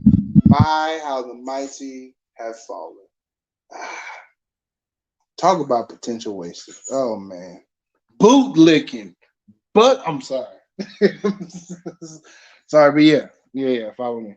Donny Luche 1 on Twitter. Donny Luche on IG. Follow me on Instagram, 60 shot cell block __.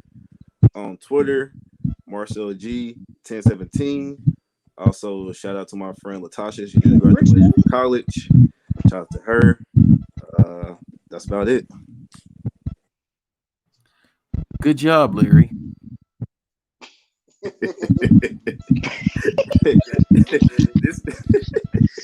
Yo, you are wild, bro. This nigga think I'm Larry June.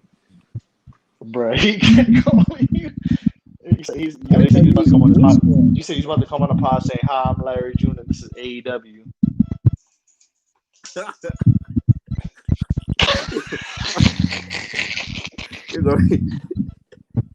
Wait, Hi, my name is Floyd Mayweather.